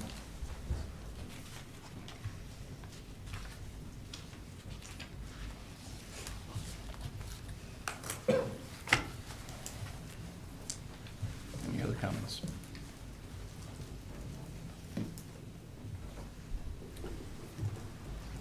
Commissioner Petrie? I would like you to ask Mr. O'Meara if they would be working closely with that group with housing and overseeing and not, I mean, they wouldn't just be letting, you know. Okay, very good. Mr. O'Meara? Yes, actually, we've got Ms. Pontello here from our planning staff, she could probably answer that better. Please. Yep, we have multiple individuals within our planning team that will be assisting with this project, as well as we do interact with other departments, including the engineering department and our landscape architecture department on master plans. Thank you. Does that answer your question? Okay. Mr. Howard? Yes, thank you, Mr. Chair. This might be a question for Roe, actually. Do they work with youth or the schools in the community to get their input? Okay. Mr. O'Meara? I'm sorry, I couldn't hear the question. Do you work with the youth or the schools in the community to get input? As part of the proposal that's included in your packet, there is a public attitude survey that anyone can take. It's online based or hard copy based. So anyone could take that. Teachers could distribute it to their students, etc. Also, there is an open house that will engage the public, and typically with some of our open houses, we do have stations that are geared towards children. An example of that would be a recent project we did on the west side of the state, where we actually had a coloring station where children could input what they wanted in the park by coloring pictures of different types of park amenities that they wanted to see in their community park. If you would like just a youth type of engagement, that would be in addition, an additional cost associated with that beyond those two public engagements that we included. Very good. Thank you. Commissioner Howard? Could we find out what that cost would be and possibly add that to the original motion? Yeah, very good. We could, Or amend it? yeah, if you want to amend the first motion that we have on the table right now. Okay. So we'll do a subsidiary motion. You want to make it? Well, I wanted to find out how much Oh. that extra cost might be. Are You you- might not know. I'm sorry, are you prepared to answer a question of cost? Doug from our landscaping division might be able to add to that, but there are costs associated with additional. Inside the engagement packet. in our- Very good. Okay. Mr. Doug? Doug Schultz, Doug Orange Schultz. Grove, and I would be heading up the non-motorized portion of the planning segment. So we would be piggybacking on the public engagement with the master plan, but also our proposal suggested an advisory group to inform on non-motorized improvements. One aspect of that advisory committee would be to involve some youth in that role, to have a more direct, engagement process, and so that would be one way of getting to that component. Very good. Thank you. Mr. Womack? Thank you. I don't see any reason why we have to unnecessarily complicate it with the youth portion. That certainly can be added at a later date, depending on cost. In terms of proceeding from Today, here? yes, thank you. Okay, thank you. All right. Mr. Francis? Thank you, Mayor. One thing I wanted to ask, or maybe have someone consider, is, and I could be wrong, I view the three proposed motions as related, meaning if we're going to approve Roe, we're also going to approve the NDEC grant and the later. And if maybe there might want to be an amendment to include all three of those, so we're not in a situation where Roe's approved, but we haven't approved the NDEC grant or the budget amendment. Okay, Thank you. thank you, Mr. Francis. Can I do a friendly amendment to my, oh, did you make the original motion? I made the motion. Sorry. You're Good. welcome to make the subsidiary motions that they can just vote it that way. Our clerk's giving me the eye.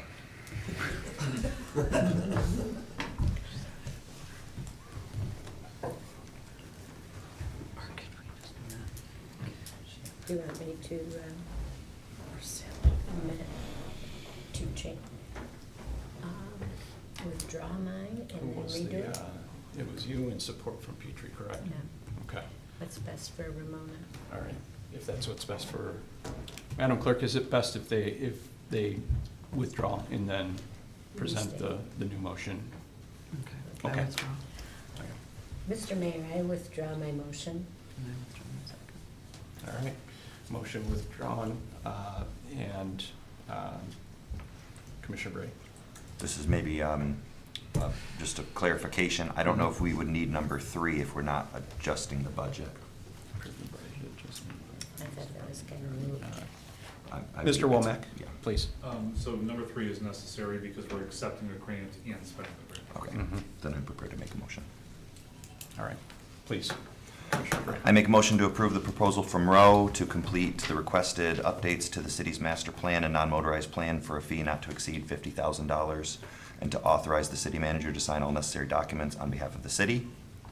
And further, I make a motion to approve of the agreement with the Michigan Economic Development Corporation to update the city's master plan and non-motorized plan, to authorize the city manager to sign all necessary documents on behalf of the city. And further, a motion to approve of the budget adjustment provided by the Finance Department regarding approval of the proposal by $50,000? By Roe. By Roe. And authorize the city manager to sign all necessary documents. Is there support? Support. There's a motion on the table put forth by Commissioner Brady, supported by Commissioner Glissman, to approve the proposal from Roe to complete the requested updates to city master plan, non-motorized plan for a fee not to exceed $50,000, and to authorize city manager to sign all necessary documents on behalf of the city, in addition to approve the agreement with the Michigan Economic Development Corporation to update the city's master plan and non-motorized plan, and to authorize city manager to sign all necessary documents on behalf of the city. Additionally, to approve of the budget adjustment provided by the Finance Department regarding approval of the proposal by Roe, and authorize the city manager to sign all necessary documents. Is there any further discussion? We'll take a roll call. Commissioner Brady, Yes. Commissioner Glissman, Yes. Commissioner McCarthy, Yes. Commissioner Petrie, Yes. Commissioner Adler. Yes. Motion carries.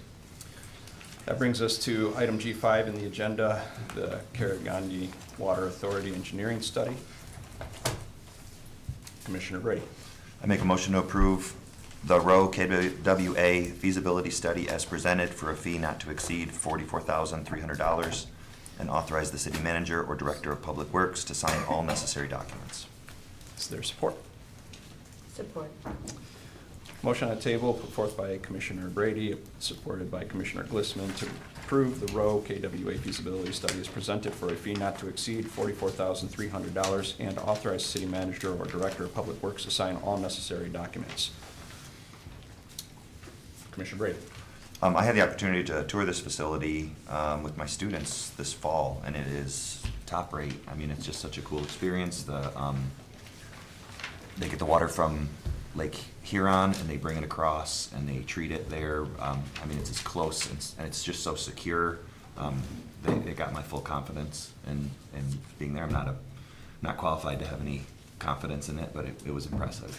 I was wondering if there was any additional information from our city manager. Mr. Womack, do you have any additional information to add to this? Briefly, so this is something that Mr. Dale Kerberson and I talked about upon my hiring. I believe it was something that he'd been pursuing in the city, is a board member of the KWA. And as Mr. Brady indicated, this water source is much more local than the current LEWA system, which is formerly known as Detroit Water. And if I recall correctly, don't quote me on this, I don't believe the KWA's raised their rates since their inception. Certainly not recently. And LEWA increased their rates, I think, 8%, 9% this year. So certainly I think in the long term, it's both a more local option, and it's, at least thus far, been the cheaper option. In addition to that, I was able to obtain a grant for, I think it's $72,000 or $73,000, which will pay for the study in whole, and we're working to identify other ways to spend the rest of that grant money. Very good. Thank you, Mr. Womack. Any further discussion? Commissioner Petrie? I have a question for Mr. Womack. This grant that we got, if we didn't use it for the KWA, what else would that kind of a grant be used for, the SSR? I believe this is the SSRP grant. Yeah. I think it's related specifically to either the expansion or availability of utilities. I think it's also specific to commercial and industrial properties. Very good. Thank you, Mr. Womack. That's your question? No, sorry, I need Yeah, to add more. So the leftover 32.6, we would be obligated, I mean, you said we're gonna look to see what we could use that for. So we for sure need to use that. We don't give it back, we use it for us, but I'm asking, it says here that it would have possible positive impact, and you said that they haven't raised their rates or anything like that, but are we gonna have a guarantee that if we ended up, it's feasible, we did the study, it's all good, are we locked into lower rates? Are we gonna have better water? I just wanna know, like, for the public, why we're gonna spend this. I know it's a grant, but why are we spending this? 'Cause we want to. Sure. Mr. Womack? So that's not even the shoe dropping on this one. So this is merely a study to do the engineering, and I think at a high level, about what it would take to actually connect the city's water pipes to the KWA system, which I think is 7-8 miles away from here. That's gonna be the expense. I'm just pulling, a number out of my hat here, $10 million, $15 million to eventually connect to that system instead of the current LEWA system. So we're gonna put a significant amount of work into that portion of actually constructing it, but we need to know how to do it first. So that's really what we're talking about here. And as far as guarantees, the reason I say possible, always hedging your bets, is they've been operating for like 10 years. I don't think they've ever raised the rates versus LEWA, which raises rates every year, this year 8%. Thank you, Mr. Womack. All right. I have a question for the city manager. You mentioned a lot of money to do the connection, and I'm wondering, do you see us being able to pay for that connection? Commissioner, or Mr. And Womack? Yeah, so that's probably a Kelly question, I'm sorry, Ms. Hannah question, I apologize. Ms. Hannah question at some point, but just like taking care of our roads, just like taking care of our sewer system, whatever we do, these are big expensive things, and we have specialized people who help us make those decisions about how we're gonna pay for it. But, we're talking about 30-plus year plans, and if we're gonna be saving the citizens a significant amount of money, because the rates are lower now and going up at a slower rate, we almost certainly would make back that money at some point. I think part of this study will be that impact and how long it would take to be paid back. Thank you, Mr. Womack. Commissioner Glisman, does that answer your Yes. question? Do you need to address Ms. Hand? No. Okay. All right. Any further discussion? All right. So I move that we approve the row engineering KWA feasibility study as presented. Motion's already been made. Oh, it's already been made, Yep. okay, sorry. Yep. Yep. All right, Okay. very good. That's So right. if there's no further discussion, we're ready to Have the roll. Commissioner Glistman, Yes. Commissioner McCarthy, Yes. Commissioner Petrie, Yes. Commissioner Atwood, Yes. Commissioner Brady. Yes. Motion carries. That brings us to G6, starting with G6A as amended.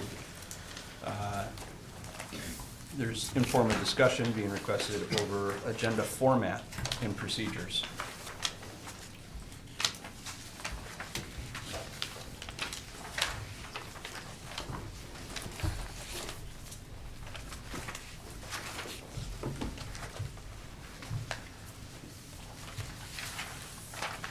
All right. Hopefully, all of the commission has had an opportunity to read the packet information as a starting place, a draft as a starting place for conversation and further refinement. I think this goes along with something that Mr. Womack had proposed earlier, to be able to have conversation about something, give direction, vote to move it forward. No action is being requested at this time because we didn't have that ordinance in place, so if you guys would like to have any discussion about this or ask any questions, this would be the time to do that.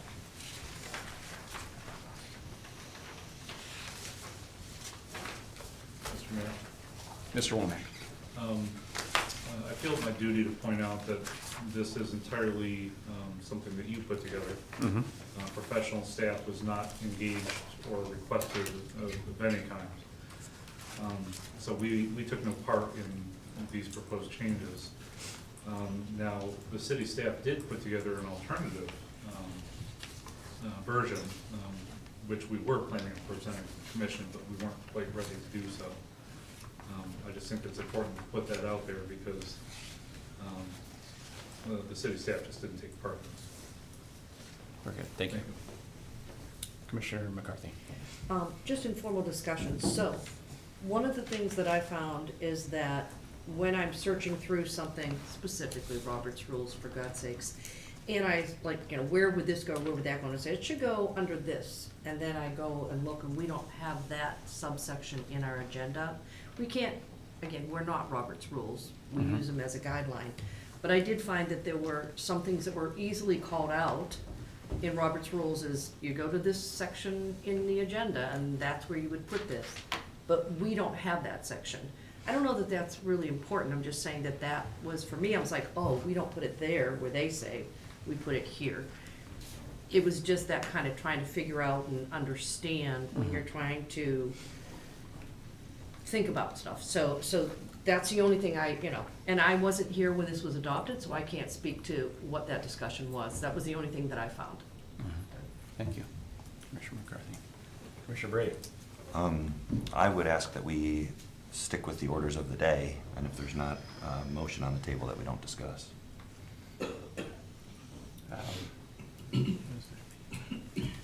I'm sorry, Commissioner Petrie. I'm just asking if I could ask Mr. Brady to clarify order of the day. Ms. Brady. Like, we don't have anything, there's no motion on the floor, so I don't know what we're discussing. So, there doesn't need to be a motion on the floor for anything under report section that's purely informational. And the commission is free to have open discussion. And Toward what end, I guess is my question. to give, Do you have your packet? yep. Yeah, this was the part I was confused about So earlier with all this is what we're the things. discussing, this page. Mm-hmm. Yep. Yeah. So I guess to answer your question, Commissioner Brady, to discuss this portion of the packet, which has been included, there's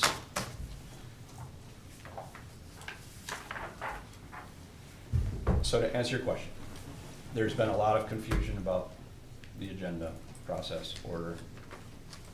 As Commissioner McCarthy had stated, Robert's Rules, you go to check things, we don't have it.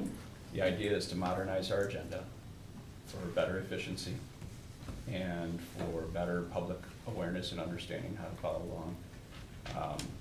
All three items in this section would address that. And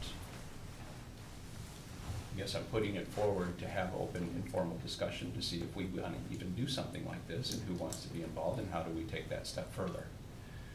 An action could arise out of it if you so wish, but it doesn't have to because that's not how I'm asking for this agenda item. Just informal discussion, figure out what we want to do and how we want to proceed. Mr. Yes. Would it be more appropriate to send this to a workshop or something like that, which is specifically designed to have those open discussions with no formal action taken? It just feels like it's 8:40, you know, we still have some things on the table. I don't know that this is the time and place to just have open discussion. We're a deliberative body, then we vote, that's where I'm at. And I'm just, to finish my thought, I have no interest in changing anything. So if the requirement is, as I think it is, that you would need a 2/3 majority vote, you can just count on mine as a no. There's no intention to have a vote. There's no intention to change anything. As it's stated inside of the memo and in the packet, that it's merely for discussion as a concern for modernizing the agenda for better efficiency and public awareness. And sir, do you think this is the appropriate time and place to have I a like discussion? I like your idea about a workshop. I wouldn't necessarily label things appropriate or inappropriate as you're trying to insinuate, but I think it's a great idea to maybe move to a workshop. That would be a motion that could be made and then scheduled, and then the debate could happen. That seems That'd be appropriate. great, yeah. But it's in your guys' hands at this point. So if there's no further discussion, you guys could do something like that. Otherwise, we can move on to the next item. Just point of clarification, are we gonna continue discussing? If there's further discussion, but if there's not, we can move forward. Okay. Oh, Commissioner McCarthy. I just, for a point of clarity, did we not amend the meeting agenda approval for this item to be broken down into 3 different areas? Yeah, this is the first. Okay. Yep. I wasn't understanding how suddenly we were back to, we're not discussing, but that's okay. And I will say the second thing is, I think that Commissioner Brady has a good idea that perhaps we do want to take this offline. I mean, people would like to go home sometime tonight. Mhm. And this is more of a housekeeping type of discussion Yep. and things like that, and it's probably better resolved at a workshop. So I would like to see if Mr. Brady, since it was his brainstorm, if he would like to make a motion Okay. to move it to a workshop. All right. All right, Commissioner Petrie. I'd like to make a motion to move the whole thing to a workshop. Is there support? Sure.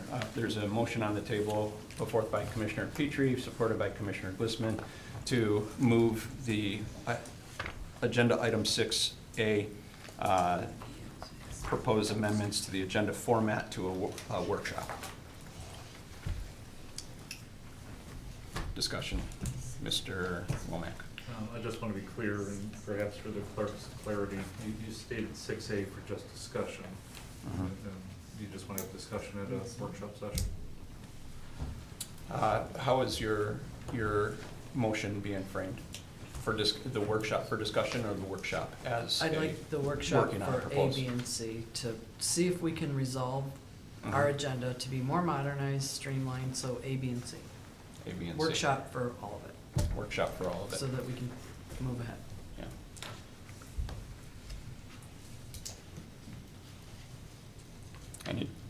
Any discussion on the motion or Do you have a timeline in which you would like to see that workshop? Commissioner Petrie? A meeting in January, I don't care which one. Very good, thank you. Commissioner Brady? Along with a regularly scheduled commission meeting? Or? No, I mean, a meeting sometime in January. And Ramona can figure out what's gonna work. To They'll be call around. To be scheduled, Sometime in January. but not during our regular meetings. Right. That was my misunderstanding. Right. Workshop. Thank you. Any further discussion? Commissioner Atwood? Yeah, until I get this is all new to me, so until I get clarification, if the mayor can draw up these proposals and amendments into our rules and procedures by not being directed by the commission, I cannot vote in favor of this workshop. You can vote oppose it? Yeah. There you go. Thank you. Commissioner Bray? I guess along those ends, I would just state that you do require 4 positive votes to make any of these changes, and, you know, Yeah. just, it may not be that productive of a meeting. Again, to if that's the clarify, case. nobody's asking for changes right now. We're asking for discussion and some proposals to make some future changes to modernize our agenda to fit with Robert's rules, readings of Robert's rules, and other municipalities that have modern agendas that seem to flow very efficiently. Commissioner Brady? Are we gonna get the staff proposal into the workshop? Yes. The idea is to get everybody who's supposed to be involved in a conversation like this involved in the conversation so that it can be discussed to the benefit of our commission, first of all, our commission meetings, and for the public understanding and transparency. So, Commissioner Brady? Can I draw up my own plans for how I'd like the meeting to go? Please. All right. I think we owe it to the public to modernize our agenda and try to work more efficiently at our meetings. And if we can do that, and if we can all work together in cooperation and diligence to those ends and not put our own personal agendas or interests in front of that, that would be really great. Any further discussion? All right, Wait a minute. Commissioner Brady. Does our staff need direction to get their proposal in place, or is it ready to go, or? January's pretty soon. That's a good question. Let's ask Mr. Womack and see if he might be able to advise Ms. Petrie on her motion and maybe the timing of it. Mr. Womack, do you have any input that would possibly change the course of her motion? Yes, thank you. I think her motion is probably sufficient. We like the flexibility of kind of a time frame, although I can't promise necessarily January, February might, obviously we'll work with the board to try to come up with a date where everybody can be there. And, the clerk and I are tasked with putting together agendas for the board. We certainly, I think ours was 98% complete last I checked, so it's certainly an option if Mr. Brady, per the mayor's suggestion, as an option and gets it to us in time. We'll certainly add that as well. Obviously, a workshop can be a pretty intense and long affair on an off day, so Yeah. it can be a significant amount of work for us, but Okay. we'll do the best that we can. Yeah, and Commissioner Brady, for maybe your benefit of understanding and maybe also you, Commissioner Atwood, because there seems to be a little bit of concern and question that maybe seems a little bit unanswered. Some of the background context for this, actually, Commissioner Brady, I think I've talked to you about this on the phone once before, that general observations and comments that have been made over the past couple of meetings and just conversation, realizing that the agenda is not always handled efficiently. We come in, we make amendments. We're a little surprised at some of that. It causes some delays. When some of us are reading through Robert's rules, we're not seeing the corresponding sections, new business, regular business, that sort of thing. We're seeing that, motions are embedded inside of, informational report sections that seems a little out of the ordinary for what we read in newer editions of rules and guidelines in other municipalities. Watching some of their meetings, seeing how smoothly they go, it seems like the public also responds really well with a more modernized agenda. My suggestions inside of the packet came actually from another municipality right here in Michigan, one of our neighbors in Oakland County, and almost borrowed verbatim. And that's why I was very careful to say that this was open for discussion. Staff should be involved, commission should be involved. The only thing I left out is maybe it should have been a workshop. And I'm counting on you guys to come up with that kind of great idea that Mr. Brady has.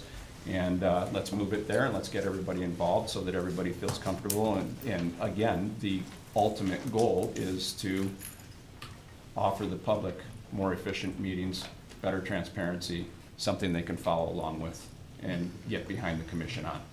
And be more willing to participate because it makes sense to them. And that's the ultimate goal. And if that means throwing away everything I borrowed from another municipality and starting from scratch with something of our own, let's do it. Commissioner Brady, bring something. It'd be great. But that's the goal. All right, cool. All right, any further discussion? Comment? Yes, please. Mr. Mayor, I just want to be supportive of the workshop. I think workshops are long overdue. It's really difficult for us to discuss, and at these meetings, we keep our poor constituents down here too long. We can hammer these things out in a workshop in a friendly way. Usually you're more relaxed and you're calmer. I think it's just a good way to not only handle this situation, but there are other situations in which we really need to have a dialogue and discuss it before we come here and carry on too long on some of the points. So I'm all for a workshop. I'd like to see more of them. And as a matter of fact, a few months ago, we had a meeting at the rec center with DDA and different directors. And at that point, they said, it started out this way: I wish we could meet every month because I really like to know what the other folks are doing. And then someone said, well, every month is a bit much. How about every other month? And then we kind of decided that quarterly would be good to get the directors and the DDA and different folks that work for the city who would be giving information, so that it was, we all were on the same page, and we all knew each other. I mean, half the time, we don't even know each other. And I just think workshops are a good idea, and I would advocate for more than one a year. So that's Very my... good. Thank you. Thank Any you. other comments or discussion? All right, we're ready to vote. We'll take a roll call. Commissioner McCarthy? Yes. Commissioner Petrie? Yes. Commissioner Atwood? No. Commissioner Brady? No. Commissioner Glissman? Yes. Motion carries. That brings us to agenda item G7, engagement of special labor council. Mr. Chair. Commissioner Atwood. Yes, I make a motion to table G7 until the city attorney provides a written legal opinion regarding whether the mayor acted within his authority under the charter in initiating contact with outside legal counsel. No further action on this item shall occur until the commission receives the city attorney's guidance. Support. We have a motion on the table supported, or by Commissioner Atwood, supported by Commissioner Brady, to table this until we can obtain legal opinion from Mr. Francis. Is there discussion? Commissioner Atwood. Yes, this is not against you by any means. This is, again, new to me. But the mayor personally contacted this law firm regarding labor and employment counsel without prior commission authorization. While no agreement was signed, this raises questions about charter compliance, tabled consideration, ensures that the commission acts collectively and within its legal authority. I do believe that you did present the question in email correspondence to the city attorney, and he had already sufficiently answered your question. Mr. Francis, do you recall the email correspondence that we're talking about? I do recall an email exchange, Mayor, maybe not this exact one. And you could correct me if I'm wrong on the exchange, but I think my general response was I didn't have enough information to make a call on that, because I don't know enough. I know that we spoke briefly, Yeah. and that's the extent of my knowledge on this issue. Okay.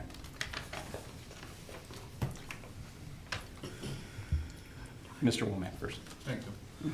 In addition to my shared concerns about the mayor's authority to approach outside counsel without being directed to do so by the commission, I guess I'm just not in favor of this kind of non-transparent action being suggested by the mayor. It feels just a little cloak and dagger for a government which is supposed to be acting transparently. You know, you indicate you want to hire outside counsel for limited labor and employment regarding a charter officer. Yeah. Mr. Womack, I'm going to stop you right there, because at this point you're delving into inferring motive and intent and character behind the mayor. You don't know what the Point of order. conversation is about.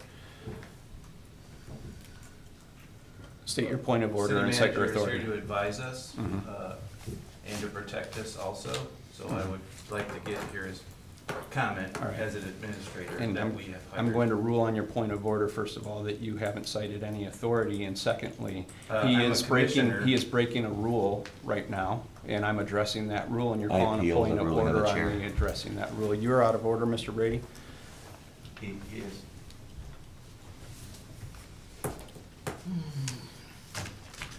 Mr. Womack, Thank you, Chair. before you finish, I'm going to finish what I was saying, that you will need to refrain from attacking the character or motivations or intent of a member of this board.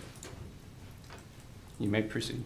Mr. Chair, before you interrupted me and I had the floor, I was asking simply what these things are about. This is not ordinary, this is not regular, this is not how government should be run.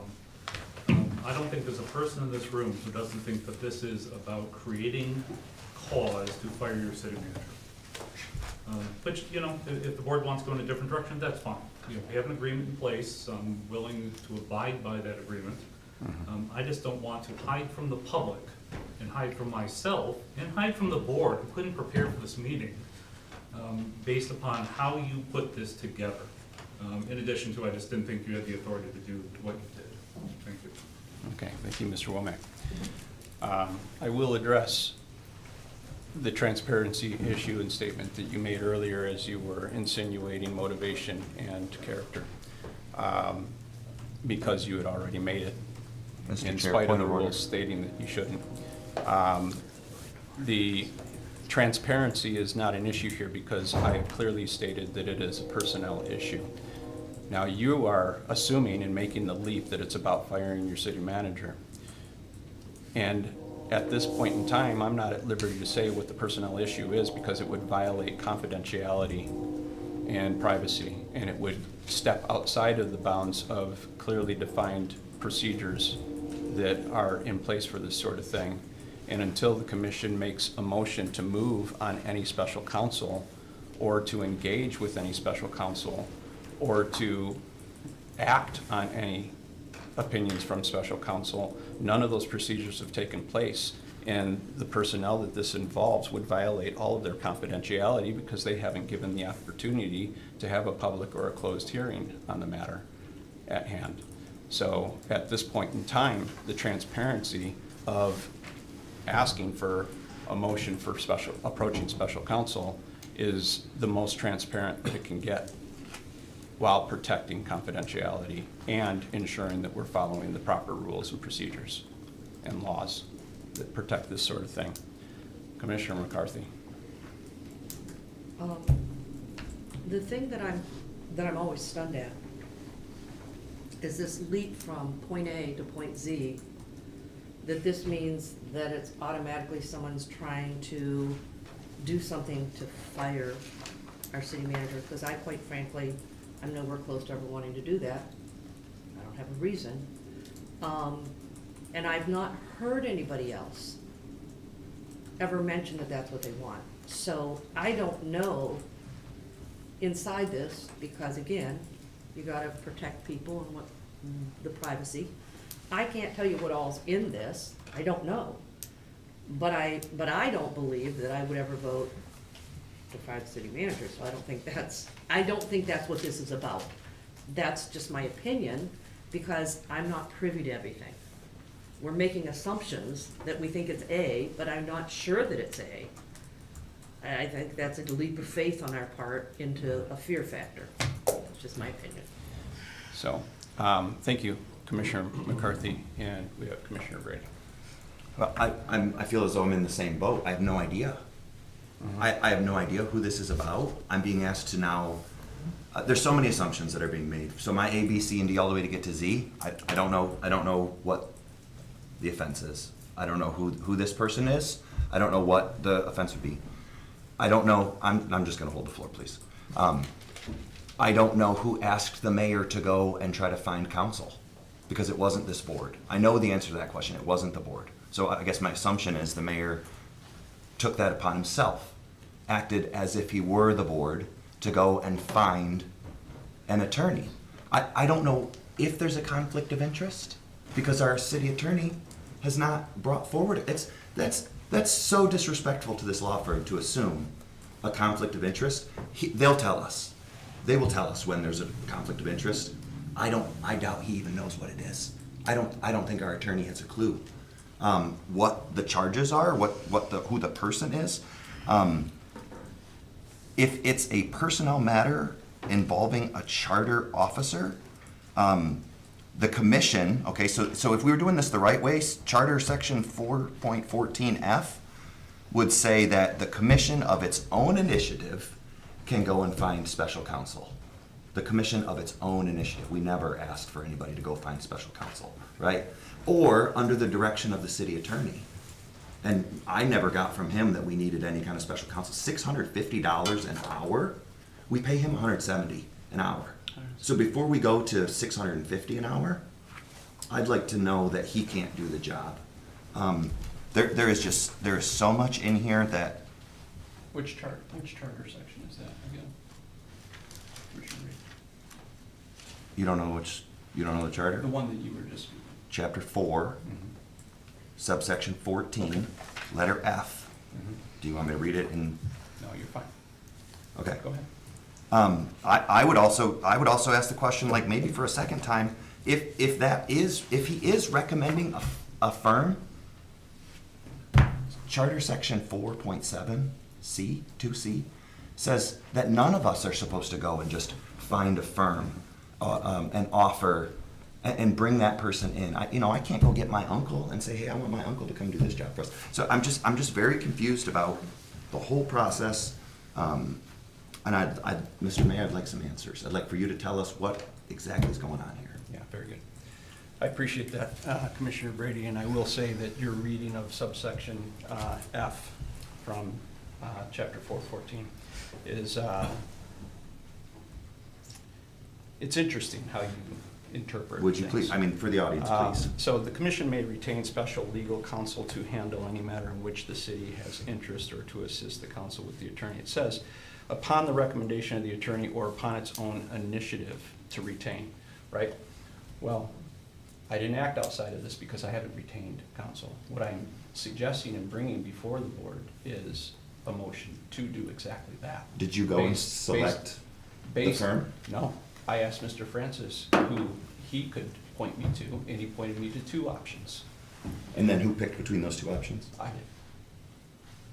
And you brought that one? I put my rationale inside of the memorandum. Commissioner Petrie, a couple of bids for like an RFQ, we're gonna spend $650,000. Here's the thing, Commissioner Brady, Bodman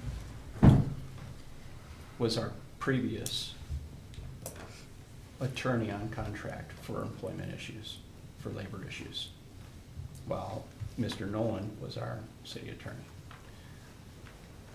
In speaking to other attorneys and just looking at what other municipalities do, sometimes in these matters, which I also put inside of the memorandum, it creates a conflict of interest, and not necessarily one that's legal, just ethically.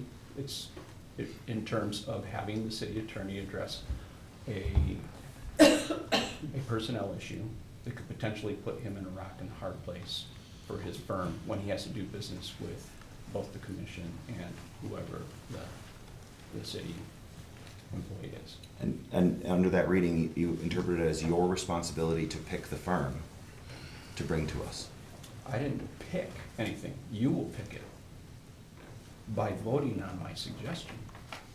Our purchasing policy would argue that we would want to set out an RFQ, to look for qualifications, to take 3 bids. $650 an hour? This could get expensive. There's no cap. This could get messy and big. Really quickly. Mr. Brady. I don't know what the problem is. You're done because you're not citing our policy correctly, first of all. Well, because the purchasing policy addresses material assets, okay, not services, which is something that Mr. Womack is all too happy to cite whenever he doesn't bring us 3 bids for services, okay? So if you read the rules and you interpret them correctly and don't twist them to your own will, this is what it states. I don't need to bring you three. I beg your pardon, I don't Mr. need to Mayor, bring you you're 3 meetings in. You're Commissioner Atwood. Yes, I would request a divided House vote so that each commissioner position is clear in the record when we go to vote. Mm-hmm. We can do a roll call. Yeah. All right.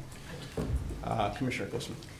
I just wanted to also state, as did Commissioner McCarthy, I have never heard anybody in the commission say they wanted to fire our city manager, nor have I said that. And I would warn people against speculation. Speculation, even amongst our citizens, when they don't know a backstory, leads to a lot of heartache and a lot of misinformation. So I don't think speculation is a good thing to do, or assuming. We all know about assuming, but I have not ever said I want to fire our city manager, nor have I ever heard it from anyone else. I'll add to that, Commissioner Glissman, that I agree with you 100%. I haven't heard that either.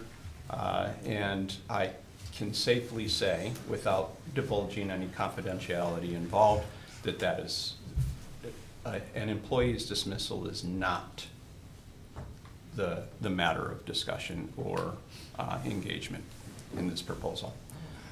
So that can be clear. Commissioner McCarthy. I just want to make sure, if I could please request, that when we go to vote, that we clearly state what we're voting on. Yeah. And what a yes or no would mean to the commission. Yes. Because the amendment is not to accept. The amendment that's on the table is for us to table G7. And so I just want to make sure that we read the motion out and everybody knows if they vote yes or no, what it means. Thank you, Yep. Mrs. White. All right, very good. Commissioner Brady. Could we seek counsel from our already hired attorney about what in the world's going on? You may, Commissioner Brady. If you have a question you'd like to ask him, Sure. I can direct it toward him. I will say that I have taken some time with Mr. Francis, and I felt that the counsel that I received him was sufficient, and I was grateful that he pointed me to our previous labor attorney as well. Okay, I guess my 2 questions would be, tell us everything that you can tell us about the situation so I don't have to guess about it. And number 2 is there a conflict of interest that your firm has delivered to this board so that we know that we need to go hire special counsel? Mr. Francis. What I know about, thank you, Mayor, what I know about the situation is I spoke to you and I believe there was an email exchange too, and I indicated to you that our office had handled, I don't think I gave you a number, but I said we'd handled labor matters for the city in the 2.5 or 3 years we've been here. It's probably less than a handful. Todd Shouty in my office, I provided you with his number. And I pulled an email from 2023 when we first started from city administration. I believe it was Ms. Russell, but I could be wrong, where she had indicated that labor counsel prior to us starting was Bodman. I didn't have an attorney's name. I just knew it was the Bodman Law Firm. Provided you with that information. I don't know any more about what your request is other than that. Correct. So there is no conflict of interest? I believe there to be, and I haven't talked about it with Mr. Francis, but I think the way that I outlined it, it's pretty clear. Mr. Francis, have you read the memo? I read the memo. Yeah. Okay. And Thank you. I guess that doesn't, your answer is not the answer that I was looking for. Okay. Can you, Mr. Chair, could you, Petrie. Mr. Chair, could you please? You've already asked the question. Other people. A part of my question was, is there a conflict of interest that his firm has delivered to this body? Okay, and he finished his answer and it didn't include that answer, but I will allow, Mr. Francis, can you please address that portion of his question as well? I have not advised this body or you, Mayor, that there is a conflict or not a conflict. Thank you. All right. Commissioner Petrie. I'm just reading the memo, and it says, because the matter involves a charter officer, any personnel concerns must be handled with appropriate neutrality. And that the word neutrality is what I'm going with. And the reason I say that is out of this whole board, Mr. Womack has had the most interaction with our city attorney and the people with his firm. And so then I'm questioning, would that be neutral? Maybe not. Point of order. Did she just specify who the charter officer was? No, I'm saying we're, You mentioned city manager Womack and the city attorney. yeah. She didn't specify. I think you're trying to infer it because she's afraid that if it involves Mr. Womack, there will be, in her mind, no point of neutrality if he's the one who's interacting with the city attorney. Well- I get what she's saying, but I get what you're trying to do as well. Can Could- I Do you want to for clarify? Josh? Yes. Go ahead. Because Mr. Womack does handle all employee issues, he is the one working with Mr., so would he be neutral? Because he's already Mhm. worked with him with other employees, so that was my point, neutrality. Mhm. Commissioner McCarthy. I think when the commissioners here say, let's spill the tea, tell me everything. I need to know the tea. I need to know all the dirt. I want to know exactly what's happening. That's really unfair to whoever this person is going to be. They don't deserve that. They deserve privacy. They deserve respect. They deserve to be treated fairly. And so, again, I think it's great. We all want to just spill that tea and get it all out there so that we feel good. But I'm not sure that's the right way to go about this.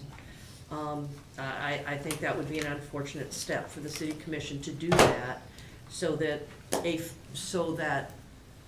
everybody in the world understands the problem versus dealing with it respectfully and with consideration. Thank you, Commissioner McCarthy. Before I recognize you, Commissioner Atwood, I will piggyback on what you're saying and state that there's more than one person involved, and that doesn't breach confidentiality. That it's delicate, and that it does need to be handled with the utmost care and neutrality. And it is my judgment that this is the right way to proceed to maintain proper procedure, proper order, proper confidentiality and privacy. And I would be happy to bring the commission up to speed in a closed session if they want to call for one, so that we don't breach any confidentiality. Hopefully we haven't already.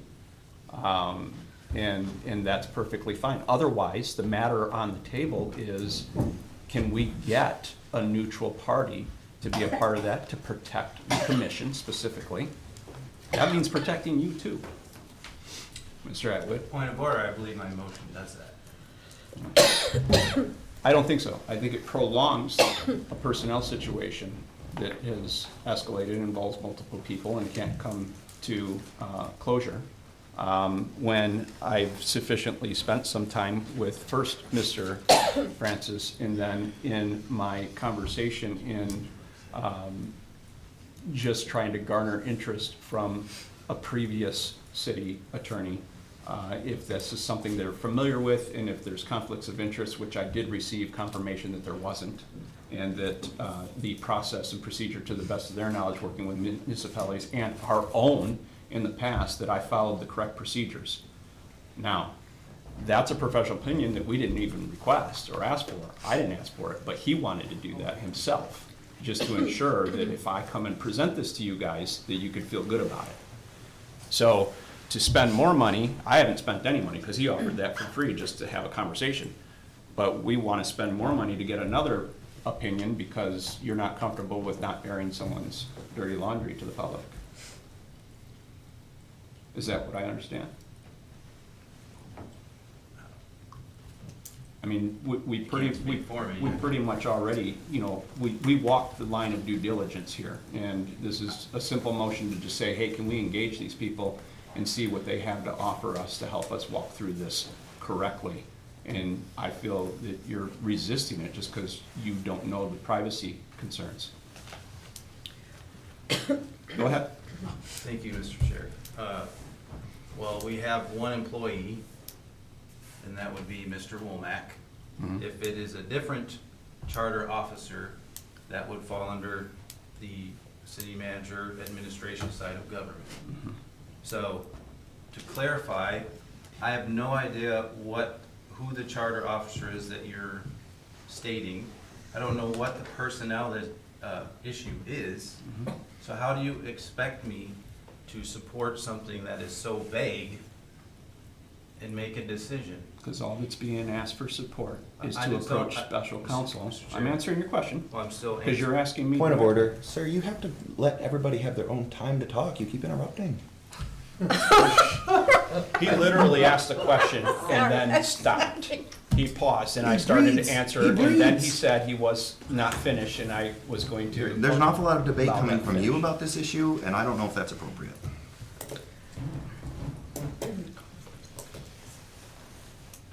Commissioner Brady, Yes, sir. your point of order is not sustained. He took a breath. I started to answer. He indicated that he wasn't finished. I'm going to yield the floor to him.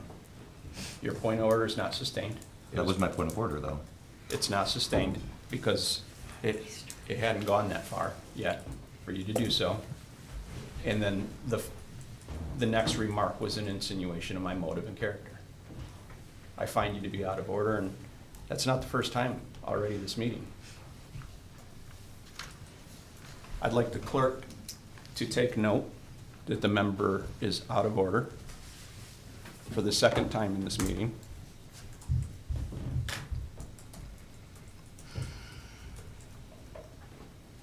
Commissioner Atwood, I apologize for taking that moment of you taking breath and starting to answer your first question. Please continue. I had to breathe, sorry. I just don't understand who authorized you to even start an investigation.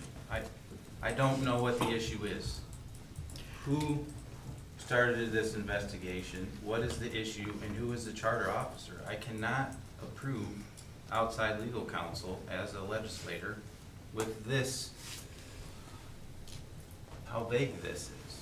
And- And the charter officer, I do believe, has the decision on their own to decide if they want to go into closed session or not. Mhm. That's correct. And you're welcome to vote however you want. And that's perfectly fine, but I apologize, I can't give you any further information without breaching confidentiality for all parties. Commissioner McCarthy. I was going to say exactly what you said, is that if a person feels like they can't vote for this, then they shouldn't, and move forward in the meeting. Correct. You just make your vote, whatever way you feel, that's your vote. Thank you. We have a couple over here. Commissioner Gleason. Yes, Mr. Mayor, I would like for you to ask our city clerk to read over the motion. There's been so much talking going on and layering going on that I've actually forgotten what the motion is. Very good. Before I get to you, Commissioner Brady, I'll have her question answered by the city clerk. I will give it to you as best as I can. I will admit I'm not sure I got 100% of it, Commissioner Atwood. But it is to table G7 until we can obtain a legal opinion on whether the mayor has the authorization to obtain this quote.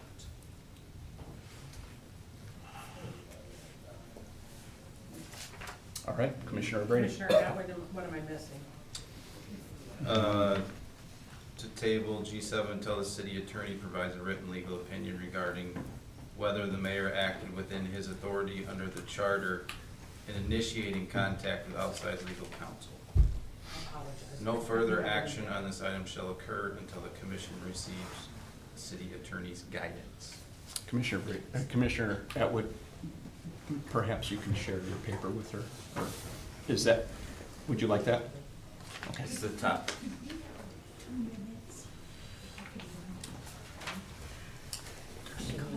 Two? Yes. Yes, please. Yeah. Mr. Mr. Chair. Actually, I don't think we need to adjourn. She can just take her leave for the moment, and we can continue the conversation. Mr. Womack, did you have something you wanted to add? Sir? Thank you. I just was gonna point out that if we were gonna take an adjournment, you would need to take a vote. But Mhm. I think it might be appropriate if no actions will be taken Without- over the next 2 okay. minutes, that we continue the conversation. All right. Well, if we just wait without any continued discussion, why don't, Mr. Brady, we wait till she returns in case she needs to take anything down for the minutes? For Ramona. Okay.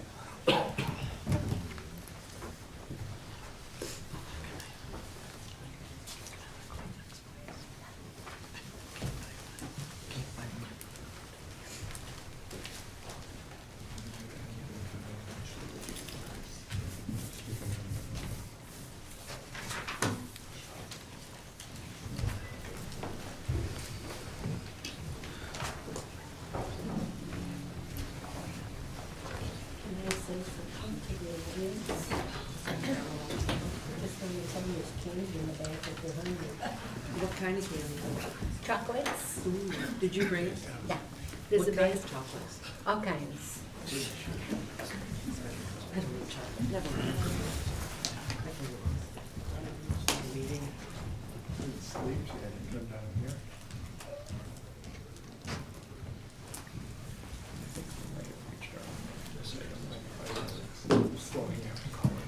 Yay, she's back.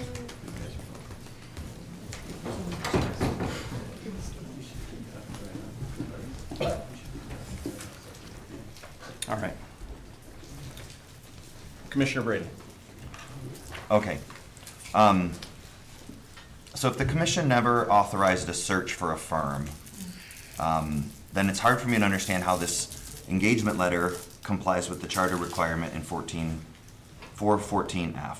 I also think that subsection 7 of the same chapter, 472C, says that no member of the commission shall request the recommendation of any specific firm or person for the city contract. So I don't like that this is coming to me, and I've never seen it before. But now, because I don't have the question, I don't know what this is for. I'm basically being asked to write a blank check. Like, this could get so expensive. This is just a huge blank check. And without bids, without multiple people, this just seems so out of touch with me with the process. I guess I'm going to assume that it's me. I can only assume that this is going to fall to me, because if it's not the manager, then it's the mayor or it's the commissioners. And I guess I waive all of my rights to confidentiality. If it's about me, let's get it out there right now so we can get a vote and get the council going.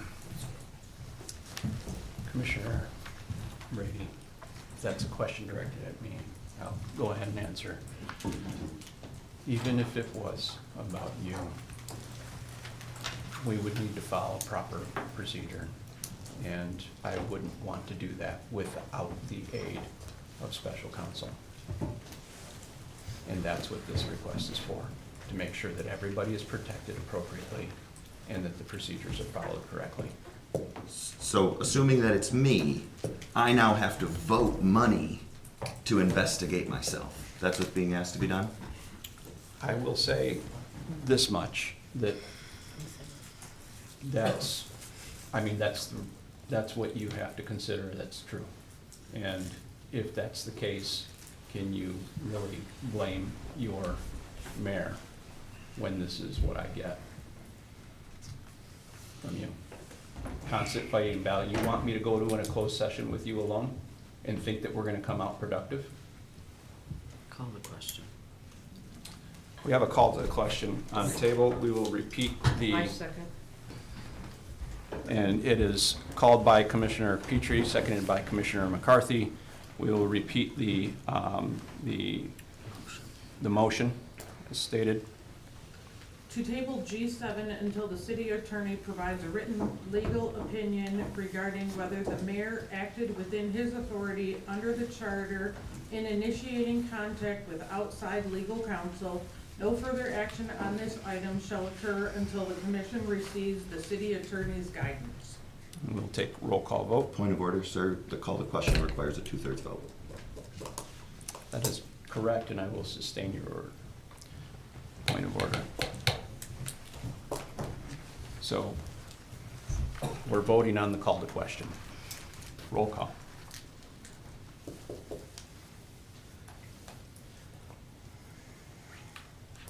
Commissioner Atwood, Yes. Commissioner Brady, No. Commissioner Glissman, No. Commissioner McCarthy, No. Commissioner Petrie. Can I clarify, we're voting on, can we call the question? Am I right on that? Yes. Okay.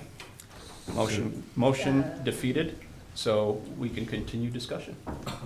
Please, I waive all of my rights to confidentiality. I want to know what we're spending money on. Well, as I stated earlier, Commissioner Brady, that doesn't follow proper procedure. And if it turns out it's not you, then we violate confidentiality. And even if it is you, I don't want to violate your confidentiality just because you stated that you're waiving it. I'm going to follow procedure. Can I ask, does anybody else know what this is about? You want me to point fingers at people who know and who's involved? Well, Because some if of the there was people who 3 of know them, are I would, involved. yeah. If there was 3 people that knew about it besides me, I would like to know. Yeah. The people who are involved in the issue, no, and nobody else. Okay, so who could that be? If 3 of the people, Josh, do you know? Commissioner Brady, I'll, before you sorry, answer, sorry, Commissioner sir. Sorry, Atwood, sir. don't answer out of order, please, and get yourself on record as well. Commissioner Brady, I think that you need to really come to terms with the concept of confidentiality and procedures. Okay. Mr. Womack. Goodness forbid that I'm the voice of reason here. You know, we've been debating this issue, and this has been now 3 meetings that we've behaved like this. And, you know, for right or wrong, and Mayor Finn, you do like to be very regimented, and I can appreciate that in some ways. Some ways I don't. I guess and again, I have no idea what this is about. I think it's about me. Mr. Brady, I think you make the case it could be about you. But I guess I'm just curious, could this have been resolved in a light conversation in a room somewhere?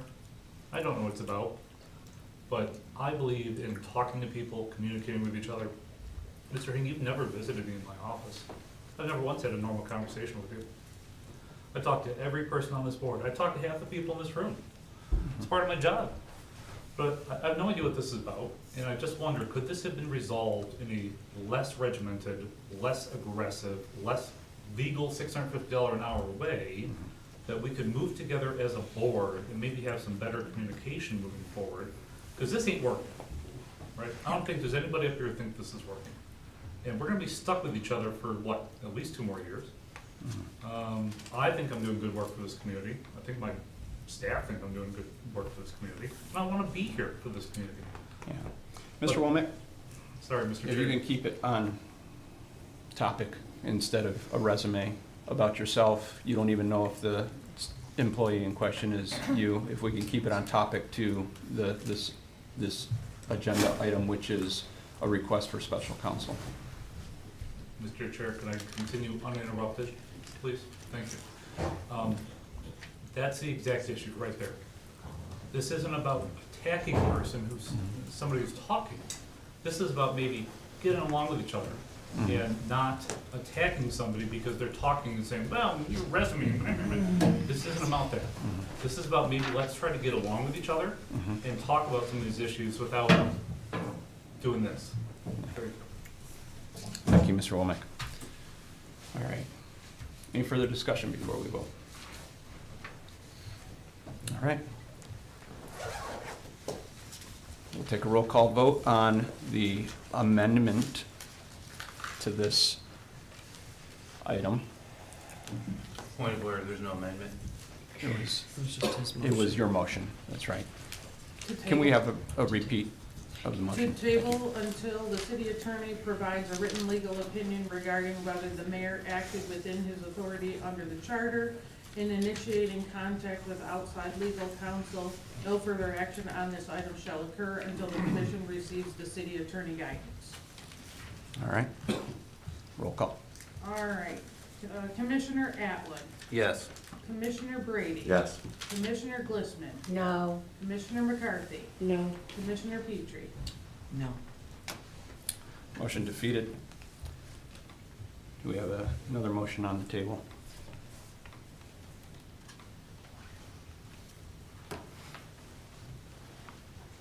Where are we at? G7, the motion to approve. the G7, engagement that's letter. right. All right. The chair will entertain a new motion to approve the engagement letter with Bodeman PLC for Limited Labor and Employment Council, authorizing the Point mayor of to order. execute the agreement on behalf of the commission. Your point of order, please. You should not be making a motion on I this. didn't make a motion. He did. Point of order You said you were denied. going to make a motion. I said that I will entertain a motion at this time to approve. Commissioner Atwood, I find your point of order to fail at this time. Commissioner McCarthy.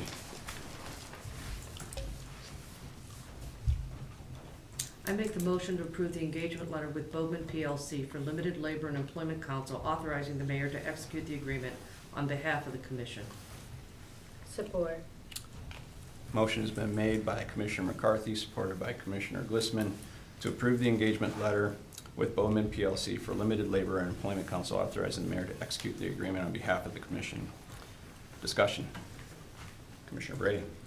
Can we please set a cap on this of some dollar amount, please? Commissioner McCarthy. I think that's a fair request. Mhm. I don't know what that cap is, but I think that's a fair request. Yeah, I agree. Commissioner Brady. I would also encourage us to potentially seek full bids. I mean, $650 is expensive for a lawyer. Ours, who I haven't received a real conflict of interest statement from, so I don't know that that's out of the question, he's 170. At least to get bids.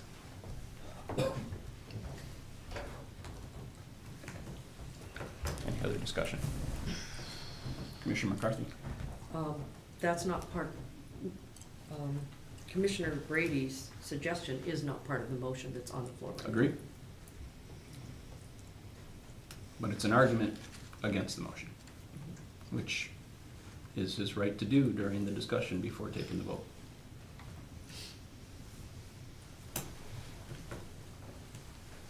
Any other discussion? And we'll take a roll call vote. Oh, sorry. Ms. Petrie. I'm wondering what cap Mr. Brady is considering, Right? like hours or dollar amount? Dollar amount, yeah. Commissioner Brady. I think you'll find out if you're right or wrong pretty quickly. I would hope. I would hope it isn't some exacerbated, long drawn out thing.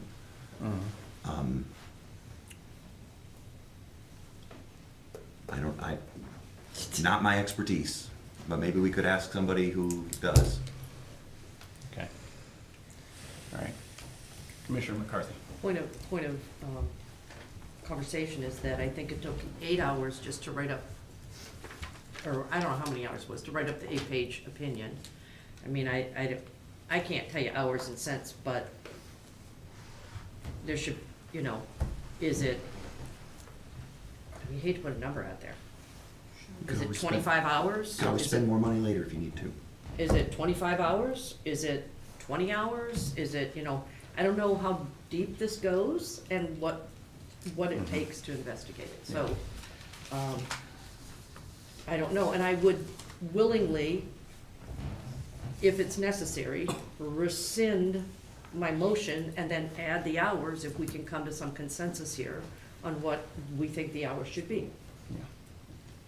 One possibility is that it's an engagement letter where they've stated their terms of hours, but I think that it's upon us as we get into the matter to advise special counsel that we don't want to spend Point of this order. much, that we don't want to, go this far, or that we want to, stop right where we're at.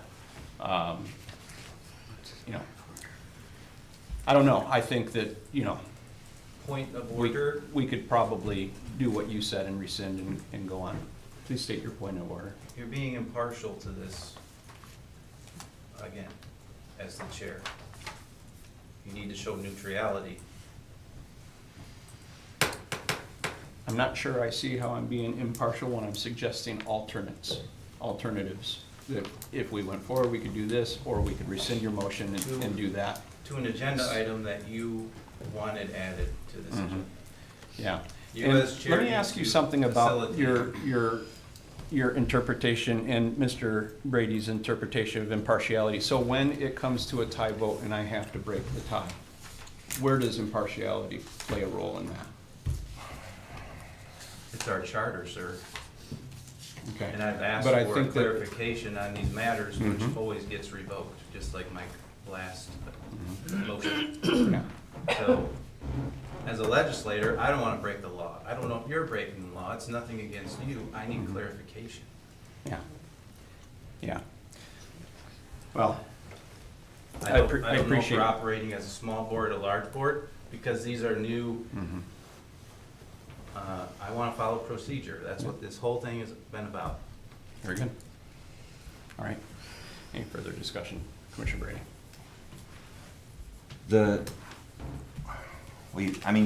I don't want to drag it off into a further side debate, but you had asked the question about impartiality. I guess when you use the word "we" as the chair, it feels hard to make a clear deliberation, like a public view of who the actual decision makers are and who is the presiding officer of the meeting. Because when you say "we," it acts like you are a member of the body with full decision-making abilities. And I would agree that you're a member of the body. Understood. But when you ask I'm going about, to stop you short because we're off the topic of the item up for debate. sir, you brought the topic up. I feel like you're pegging me.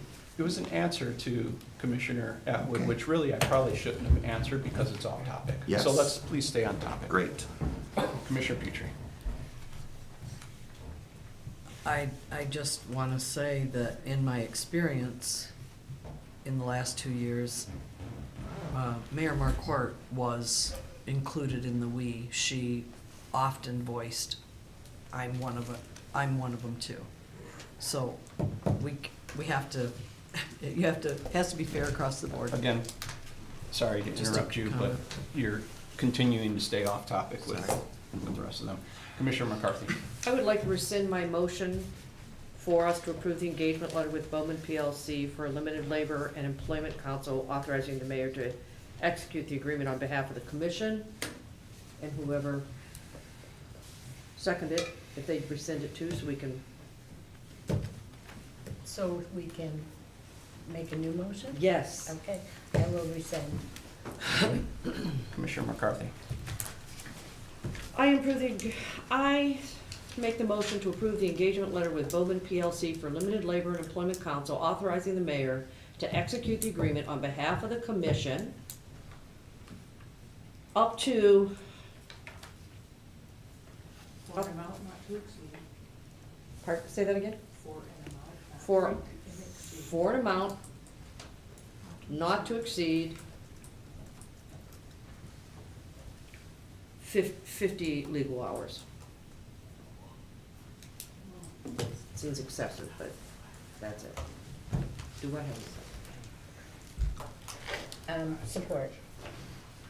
I don't think There's a motion on the table by Commissioner McCarthy, supported by Commissioner Glissman, to approve the engagement letter of Bowman PLC for limited labor and employment council authorizing the mayor to execute the agreement on behalf of the commission for an amount not to exceed 50 legal labor hours.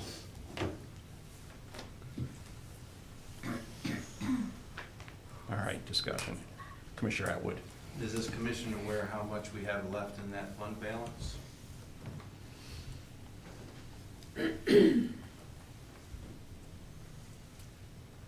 Commissioner I mean, Atwood, what's the who are math? you directing your question at? 650 times, what was the hour again?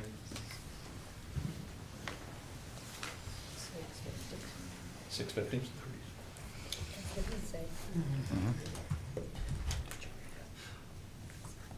$32,000, 500, or 32,500? Does that sound right?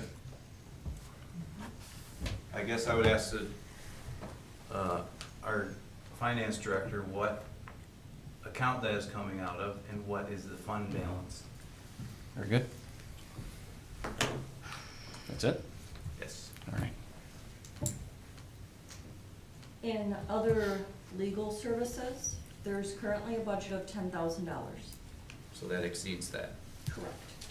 You would think as financial stewards of the city, we would understand the very basics of our job, and that is to make sure we're appropriating the appropriate amount of money.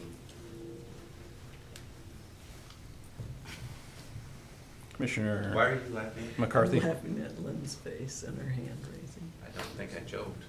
No, You it didn't. wasn't- It wasn't. Commissioner Okay. McCarthy. I rescind the motion to approve the engagement letter with Bowen PLC for limited labor and employment council authorizing the mayor to execute the agreement on behalf of the commission for an amount not to exceed 50 legal labor hours. I rescind my second. Very good. Commissioner McCarthy. I make a motion to approve the engagement letter with Bowman PLC for limited labor and employment council authorizing the mayor to execute the agreement on behalf of the commission for an amount not to exceed $10,000. Support. Motion on the table put forth by Commissioner McCarthy, support by Commissioner Glissman to approve the engagement letter with Bowman PLC for limited labor employment council authorizing the mayor to execute the agreement on behalf of the commission for an amount not to exceed $10,000. Discussion. Commissioner Brady. Who is Bodeman going to take direction from? Is that you, are you acting as the sole representative of the commission in your discussion with Bodeman? Are they waiting for board vote, as I would hope?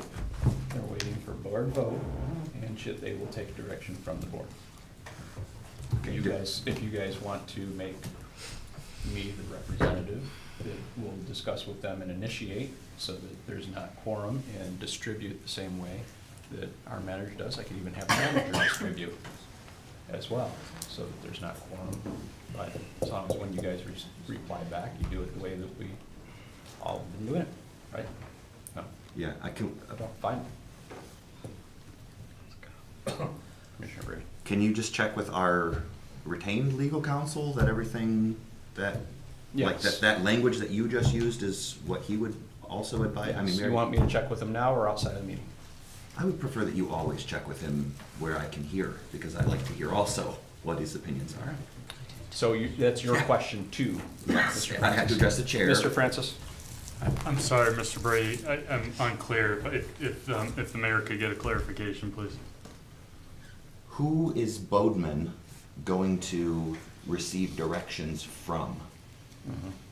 Or does our legal counsel have any advice on that issue? Mr. Francis?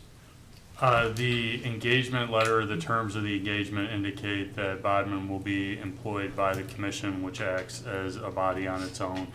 As far as procedurally, I would say the majority of matters are handled with the city manager as a liaison. I don't know enough about this matter to know how that should be handled. To the extent, if it isn't about, it could be about me, for fairness, to the extent it is or is about me or whatever have you, I'm happy to participate. And I also represent the commission, so my goal is to participate in a manner that's consistent with the charter.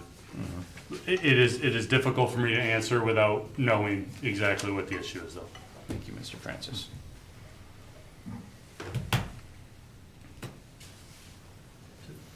Does that answer your question? I was like a lawyer, though. Further, Commissioner Abbott. What was the, I'm sorry, Mr. Chair, what was the original motion that was it to direct you to work with the? No. Okay. That was my question. It's to sign the engagement on behalf of the commission and get it back to special counsel. So who's gonna work with the attorney? That's the exact question that Mr. Brady had presented to our city attorney, and the city attorney said that it is normal procedure that the city manager would coordinate those communications between himself and the commission. Commissioners are also, you didn't say this, Mr. Francis, but I know that this is part of it as well. The commission, because it was part of your answer when I reached out to you, and a commissioner had objected to me reaching out to you personally, but the answer from the charter in that particular communication is that any one of us commissioners, body of this commission, are welcome to get opinion from council, and that there's no violation when you do that individually. But he's correct that it normally comes from the manager on especially day-to-day and administrative operations. Is that correct, Mr. Francis, that that's what that email is? Thank you, Mayor. The email, well, I don't know exactly what the email said, but my position on that is that, I'll use myself as an example. I, as a city attorney, cannot give this commission a legal opinion without the commission asking for it.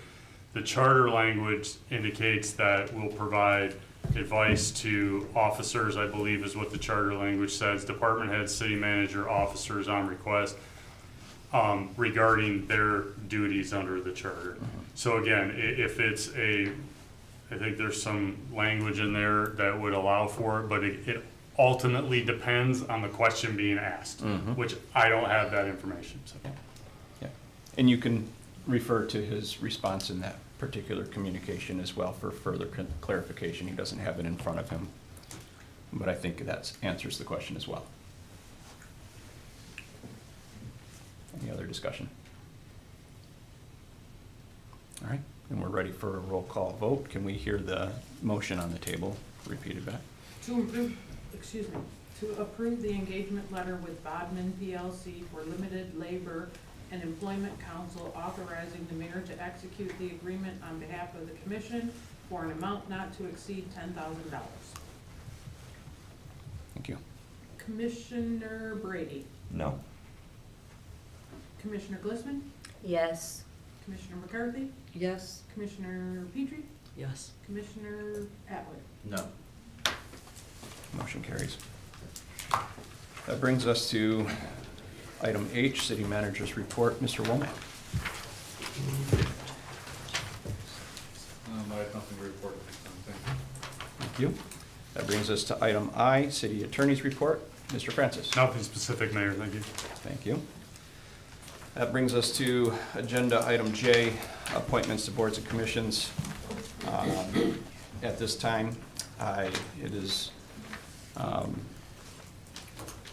am comfortable with reappointment recommendation of Mr. B. Byers' term expires January 1st, 2030. I'd like to bring that to the commission for consideration. Commissioner Petrie. I'd like to make a motion to reappoint Buddy Byer to another 4-year term. Second. There is a motion on the table from Commissioner Petrie, seconded by Commissioner McCarthy, to reappoint Buddy Byer for a term to expire January 1st, 2030. We'll take a roll call vote unless there's discussion. Madam Clerk? Commissioner Glissman, Yes. Commissioner McCarthy, Yes. Commissioner Petrie, Yes. Commissioner Atwood, Yes. Commissioner Brady. No. Yeah, Commissioner Brady. No. Motion carries.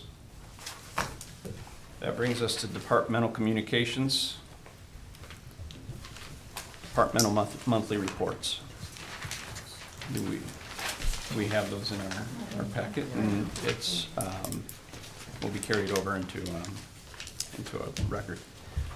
Which brings us then to public comments. If there's any public comments. Good evening, Brian. Brian Clute here.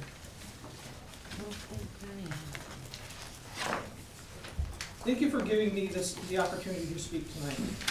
Though I did not win this election, I stand before you with the perspective of many years of leadership and experience in public service. I'm grateful for the trust so many of you placed in me. This trust is something I will continue to honor even outside elected office. Over the years, I've seen our city face challenges, grow through adversity, and rise when people choose cooperation over conflict. That history is part of why it pains me to see the growing division within this commission. Healthy debate is necessary. It's the lifeblood of good governance. But when disagreements become personal and infighting replaces progress, it is citizens who bear the cost. No team, no organization, no government body succeeds without unity, respect, and shared purpose. I ask you to reclaim those values, set aside rivalries and grievances, recommit to the mission that brought you here, to serve with integrity, to lead with wisdom, and to place the well-being of our citizens above all. Unity does not mean uniformity. It means finding common ground and moving forward together. To the newly elected mayor, I offer this as someone who understands the weight of leadership. Humility is not a weakness. It is the foundation of effective service. Approach this office with gratitude for the trust you've been given, with the humility to listen before acting, and with the discipline to lead for all, not just those who supported you. The greatest public servants are those who let the responsibility of the role shape them, not the title. Each of you brings experience, insight, and capability. Harness that. Respect one another's strengths. When leadership, knowledge, and cooperation meet, there's no challenge the city cannot overcome. Even though I will not be serving in an elected capacity, I remain committed to supporting any effort that moves our city forward. Leadership does not require a title. It requires dedication, perspective, and willingness to serve. I will continue to offer all three. Thank you truly for your service and for listening. Let us move forward with unity, guided with respect, anchored in humility, and strengthened by experience. Our community deserves nothing less. Thank you, Brian. Thank you. Anybody else? I'm from Metamora, and I missed the first hour and 15 minutes of this meeting because I was in another meeting, but I watched the previous two meetings, and I emailed you about it, Mayor Hing. I'm very, very concerned for the city. I'm very concerned about you. Just watching you limit free speech at the last meeting. You seem unaware of Open Meetings Act issues. You seem just really, came in really hot, needing to control everything and everyone. And that, in my 46 years on this planet, the level, when I see people of your age, my age, needing to exercise that much control over other human beings, I'm very concerned about them. The level, I'm a very intense, passionate person, I appreciate that in other people. The level of intensity that you are bringing right now frightens me. And I can tell you, I was at the candidate forum where you spoke, and when I left that meeting, and I rarely say this about anyone, I said, I am scared of that guy. And that remains. So I really want you to, as the holy season, the religious season that so many of you value comes up here, step back and watch these videos, think, get some outside. I urge you to get psychiatric help. I really sincerely hope that you will get an evaluation. Thank you.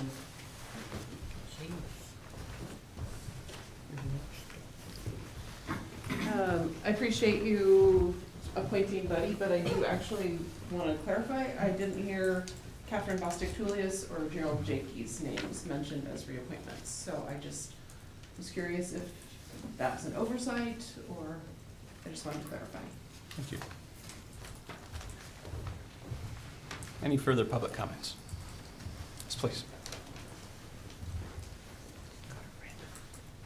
Good evening. My name is Geraldine Carson. I'm a resident of Lapeer Township, but I've also paid taxes in the city of Lapeer for over 30 years.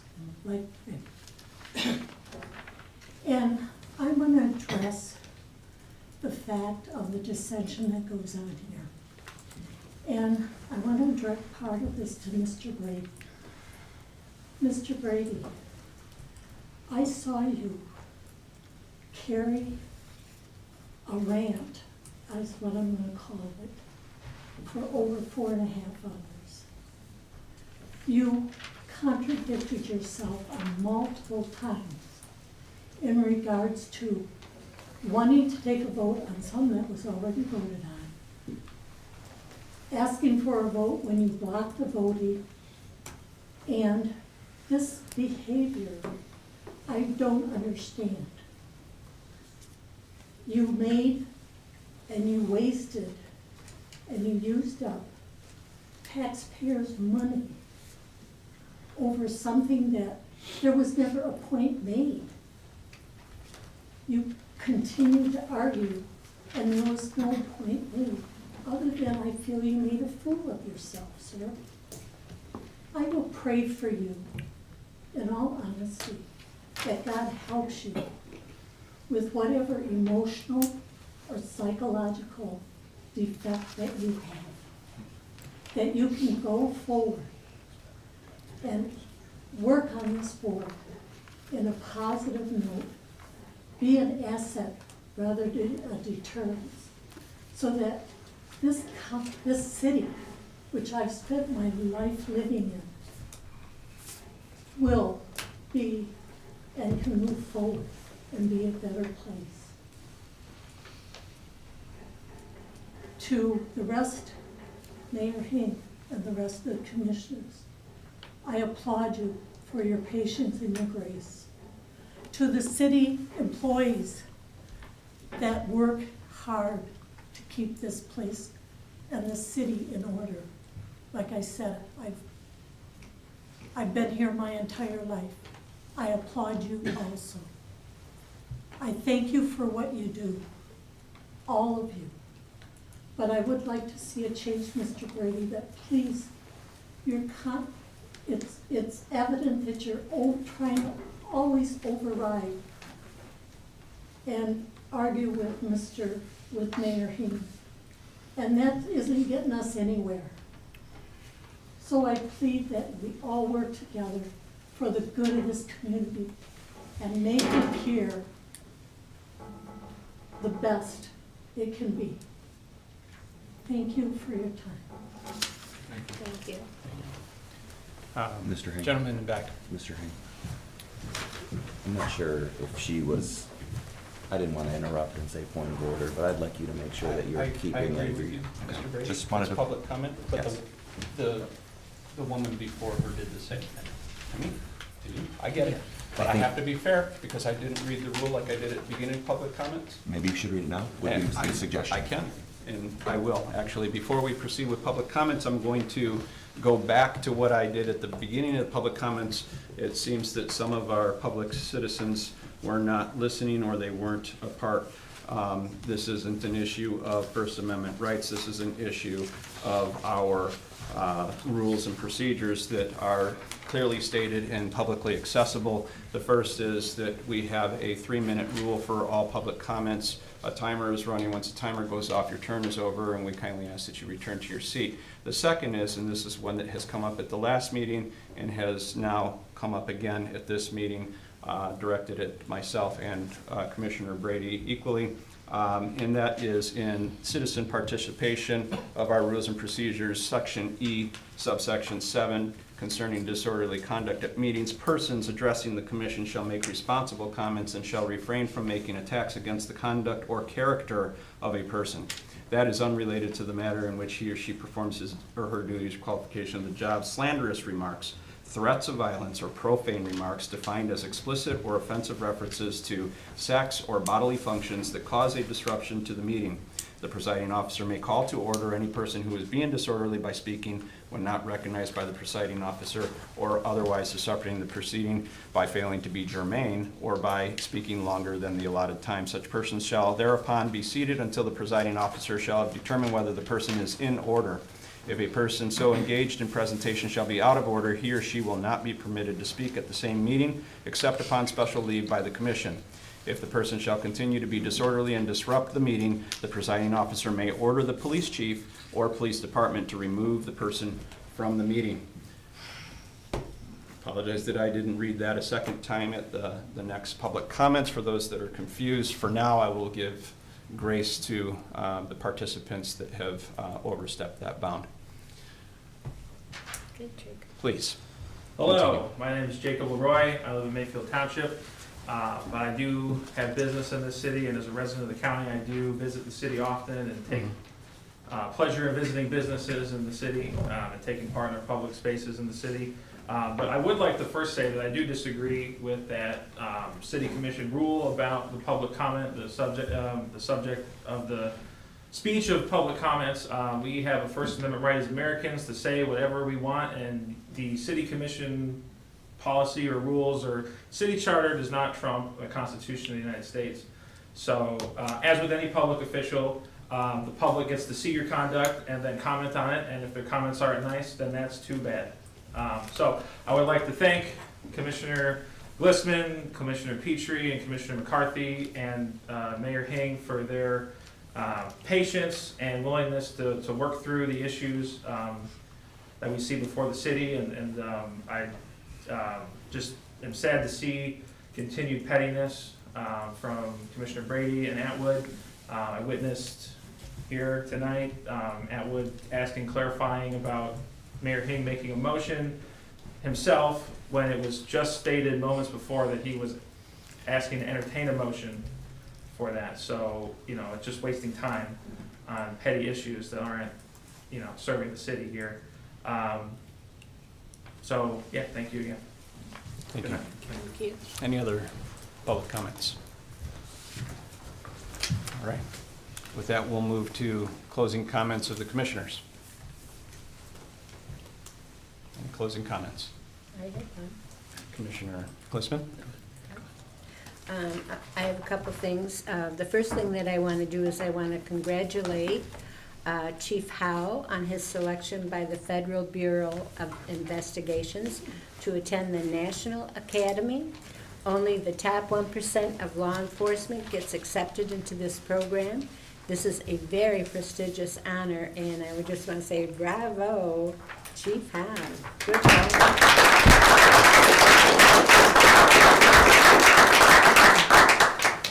Secondly, the first America 250 meeting was a resounding success with talented and creative leaders of our community in attendance. The group is extremely impressive, and they have outstanding ideas for Lapeer. Our next meeting will be on January 12th, 2026 at 3 p.m. at the Rec Center building, lower level, room 2.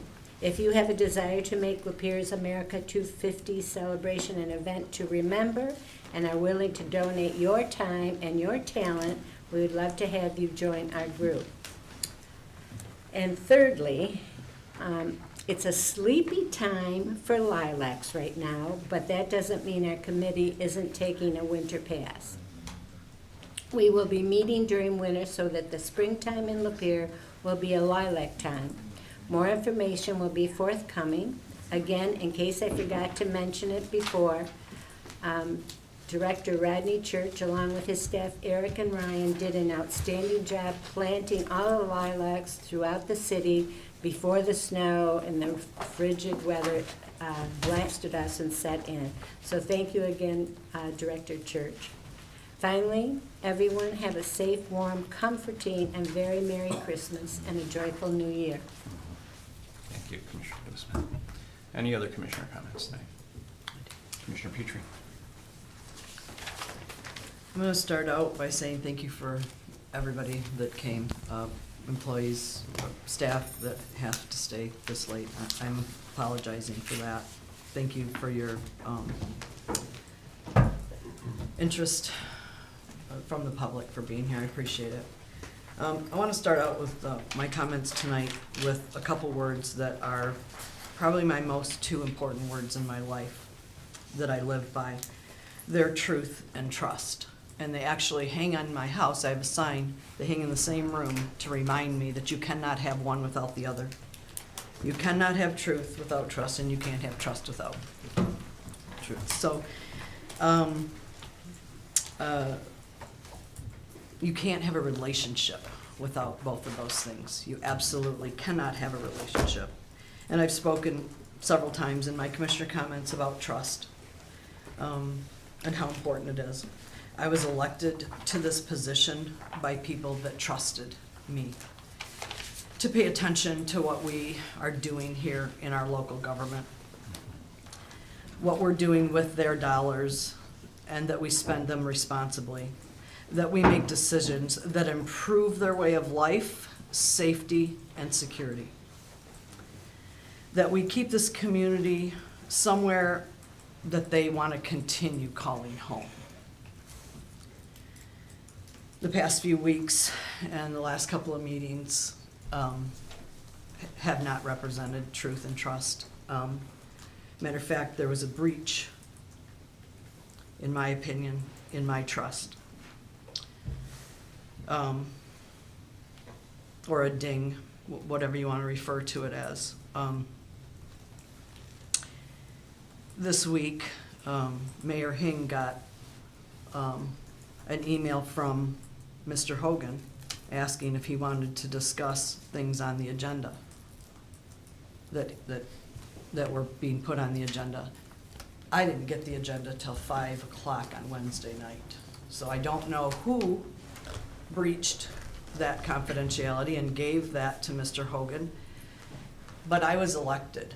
And so what I'm saying is, I want to see the agenda before the public does. So I'm offended and angry that our media had information about our agenda before I knew it was on the agenda. I didn't know it was going to be on the agenda. So all this talk went on through the whole city. Emails that were accusatory, inflammatory, unnecessary, full of assumption, full of speculation. And I'm gonna just tell you, let's talk about the word assume and where it gets us. Not in a good place.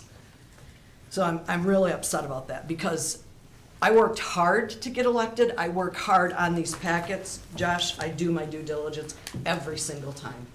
Every single time. That doesn't mean I won't have questions.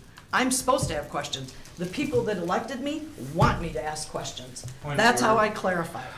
So, so my point is, let's go back to trying to have truth and trust so that we can work as a team. I'm sorry that I spoke out of anger, but I'm beyond frustrated. It's 5 after 10. I really believe that we are good people up here that want to do the best for our community. I'm asking that we work toward that as a group with the tasks at hand so that we bring the best that we have, the best that our community can have for Lapeer. I'm asking that this behavior that has I've seen a lot of meetings. I went to a lot of meetings before I was up here. Never have I seen the pushback for the mayor and the disrespect for the mayor. Publicly, up here, I've never seen it, and it's unfair. This was Jeremy's 3rd meeting. He is trying to go by the rules. He's trying to get the train on the tracks. First, he's got to straighten the tracks. Give him a break. Thank you, Ms. Peter. Any other commissioner comments? Commissioner Elwood?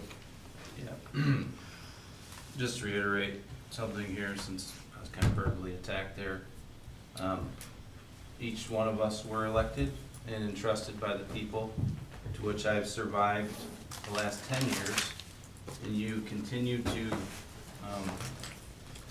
deny my requests and my input on this board. I question whether my opinions matter from all the experience I have. And you know what? I could make a mistake. We all could. But whenever I bring objection to something, it is never to spite the individual. I have a duty to do. I have a charter to uphold. And when I think something is out of order, I will bring it up. I don't care who the mayor is. I have rapport with all the mayors, with all the commissioners I worked with. When they were out of order, if I objected to something, I did it honestly, I did it openly, at a public meeting. My objection is about procedure and compliance with the charter, which we obviously need clarification on what the power the mayor has, because unless he found a secret code, that no mayor before has found. I will continue to raise objection if I see fit and I read something that to me is not right. So I will not feel bad about that. I'm not responsible for other people's feelings. If I've broken trust with people, that is not my goal. I will be honest and open about how I feel. If that breaks trust, that's not on me. Trust in relationship is a two-way street. And if you're not willing to meet and talk, even with our city manager, I don't know how you can gain trust. Thank you, Commissioner Alley. Commissioner McCarthy. First of all, I want to thank everyone for staying here. It's a drag, I get it. After this is our third meeting, and I'd say the last meeting was probably the most contentious. And the following Sunday, it was a Monday night, the following Sunday, I went to hear my daughter sing. She sings like a nightingale. It's another story, another day. But the sermon at that time was, believe it or not, on peace. How apropos. And I'm going to paraphrase something that the minister said. It was the person from Kensington, Oregon. She talked about peace, and she said, at this time of the year, everybody wants to talk about peace. It's in the air, peace on earth, goodwill to men. And she said, but peace is a really tricky thing. And she used an analogy that caught my attention, and you're gonna chuckle. She said, it's like a Swiss Army knife. It's a whole lot of moving parts. There's a lot of facets to peace. And everybody thinks they know what peace means. Everybody has their own personal definition of peace.